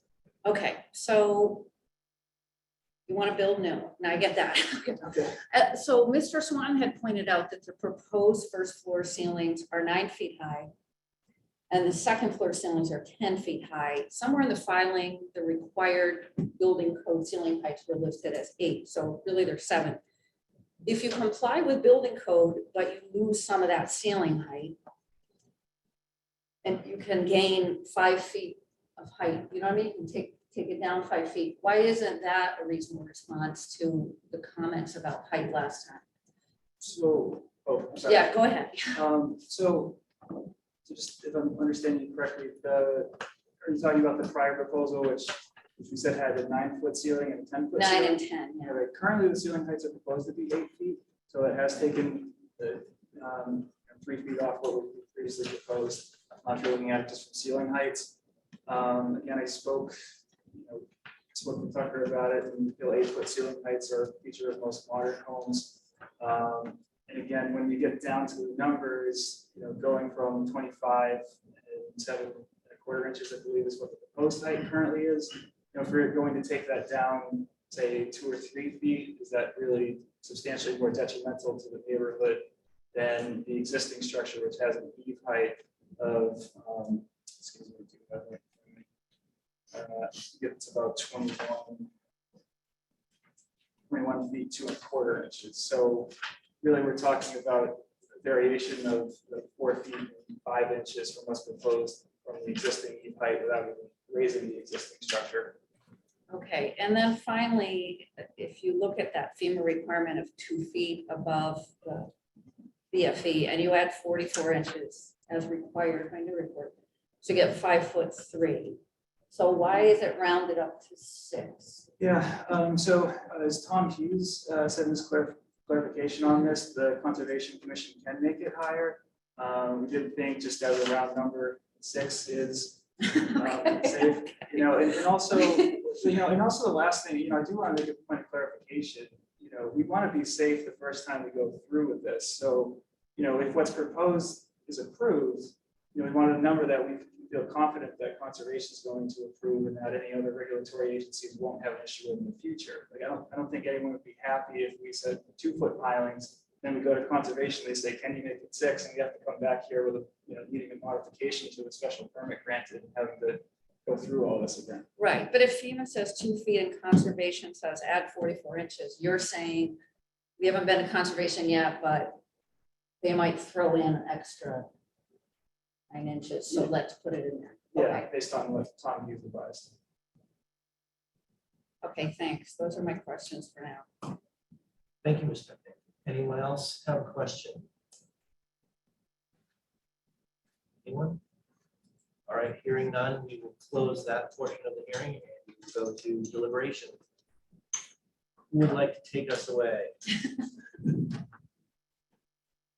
I can start. Want me to take the mic?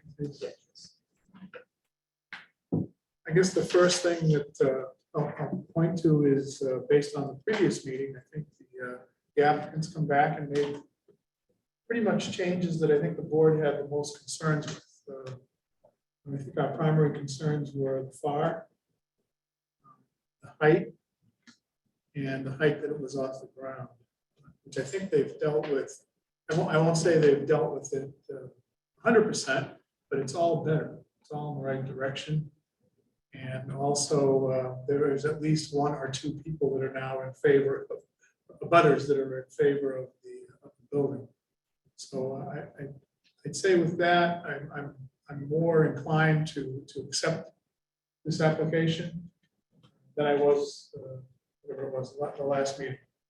I think they've done a good job listening to the board, listening to their neighbors, and coming back with a proposal that's more in step with that, what I think we were looking for.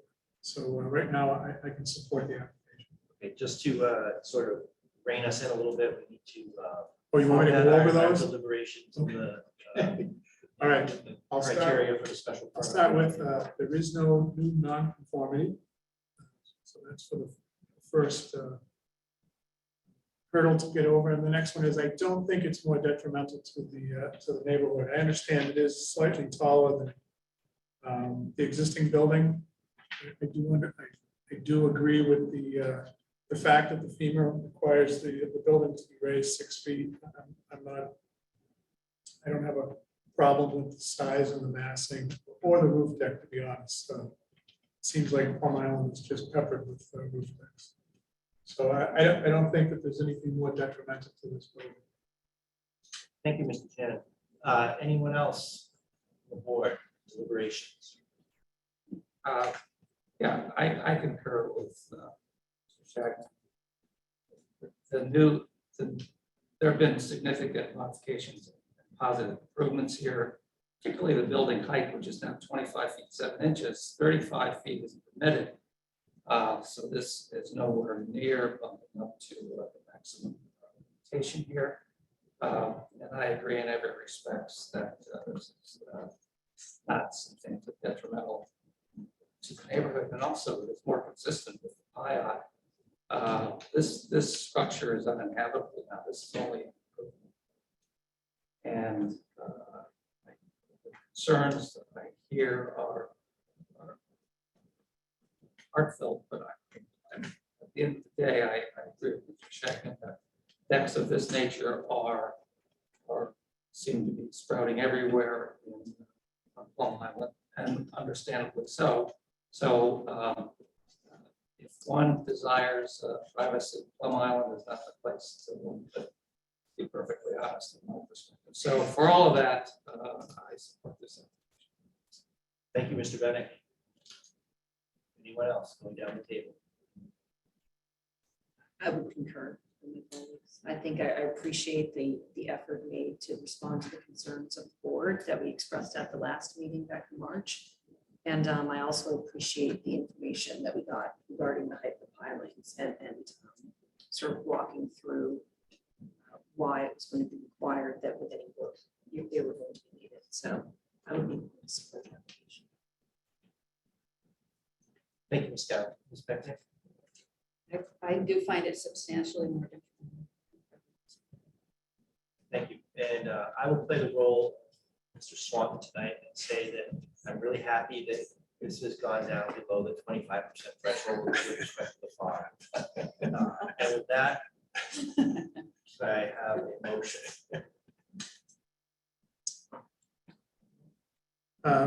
Sure, I'll make a motion to approve the special permit for nonconformities for 31 Overlook Street, which is ZNC 23-8. Okay, we have a motion for Mr. Shannon. Second, anyone? I will second. Seconded by Mr. Bennett. Call the roll now. Mr. Bennett. Yes. Mr. Shagnon. Yes. Ms. Scow. Yes. Ms. Pecknick. No. And I would vote yes. This doesn't allow. So the yeses have it for the one. The application passes. Thank you all very much. Have a good night. Thank you very much. Okay. Moving on to the next and final application. We have the most patient people in the room. It is number 4 Everett Street variance. Oh, boy. You can, so we are here on a continuance from our last meeting, which was May 9th.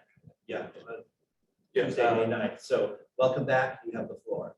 Does the board wish me to run through the entire proposal again, or? No, just give us the update and run us through the new plan. And So the motion from the last meeting was that we would go and discuss with the yeah, correct. butters. We've had 6 butter letters of approval from our neighbors with no objection. The neighbors at the back who opposed previously, we've met, we've come to a solution, which is on the screen here, basically extending from the shed period out to the dead drive. They've asked for 4 new shrubs of the particular dogwood type or other plants which they've listed on their letter of signature. And they've signed a letter to say which has been approved. And that letter's in our. That is in your possession, yeah. I actually have it here. As well. Yeah, I mean, the second slide was part of this, which should, if you would mind going to the next slide on this. Yeah, I'm sorry, what do you want to? Just the next slide on this. So sorry. Oh, Yeah. visual. So the visual. So this is what the current layout is. Tall grass, like we mentioned the last day. They're requesting we remove that and put in these either one of these 2 types of dogwood or Manhattan leafless bushes to be placed in location. And the third, if you would mind go to the next slide, is their letter of signature. That's Great, thank you very much. Close this portion of the presentation, or the hearing, the presentation, and we'll go to comments from It's from the back row. the last person here. Please go ahead.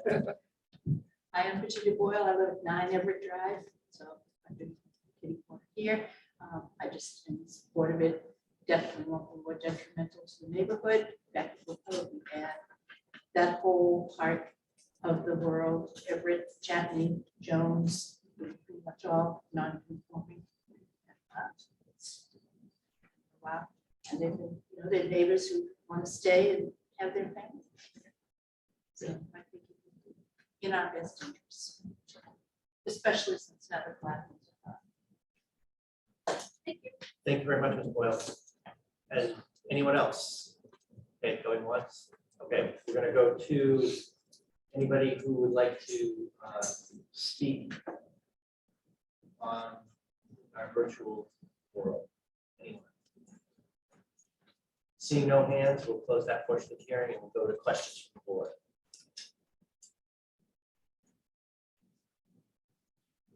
Questions? Nobody? No questions. We're good. That was a very thorough presentation, so we can go to deliberation. We are deliberating the Oh, Could I sorry. just offer that I did watch the presentation for the last. Oh, so meeting. you- Oh, yeah. But- We're good. Yeah, thank you. Thank you.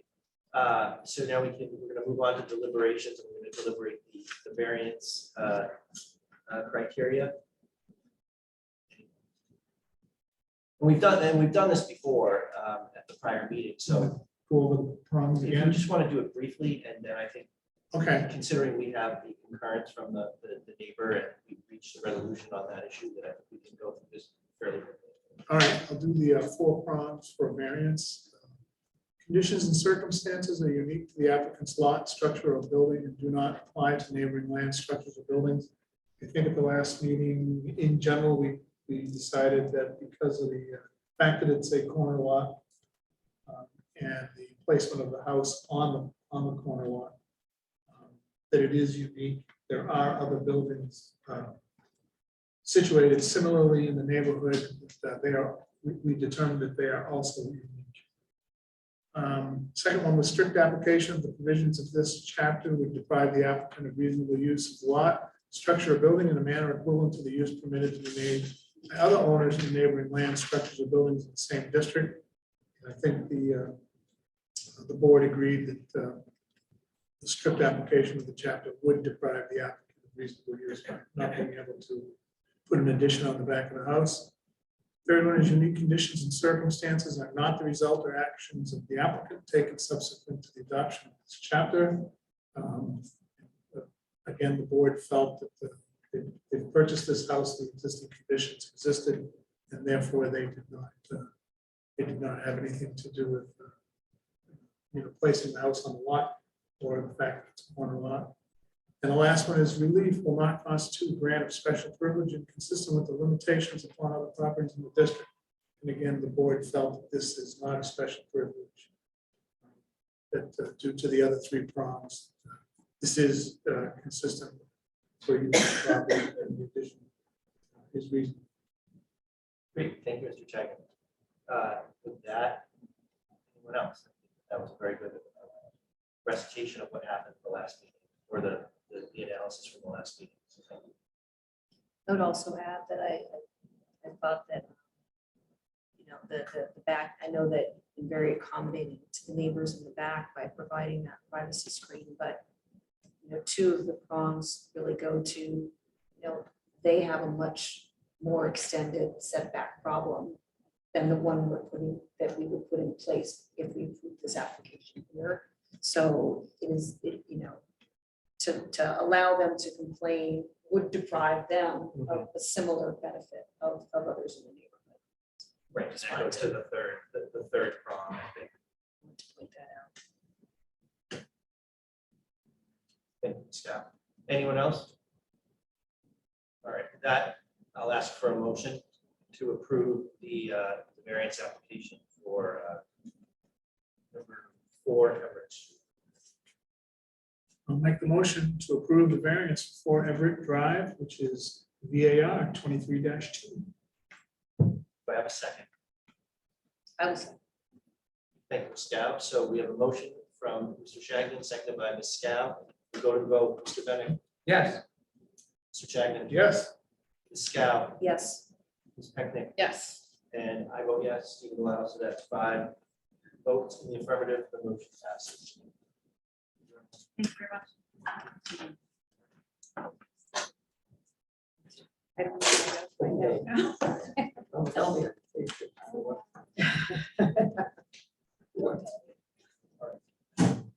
We have next on the agenda, the business meeting portion of our meeting.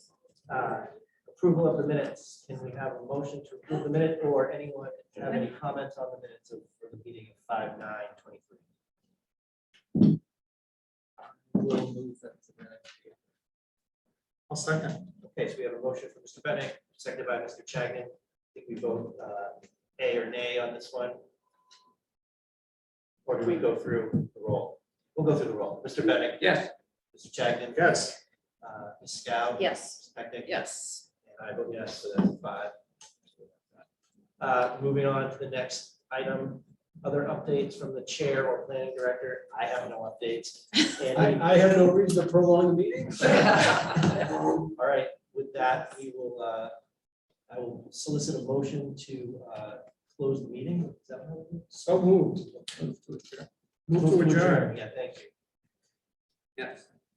So moved. Okay, so it's moved and seconded. You guys got it. Now we can do yays and nays. That's right. All in favor? Yay. Aye. Adjourn? Yeah, nay, whatever. Yay, nay, no names. All right. the meeting No is adjourned. abstentions. Thank you. Thank you.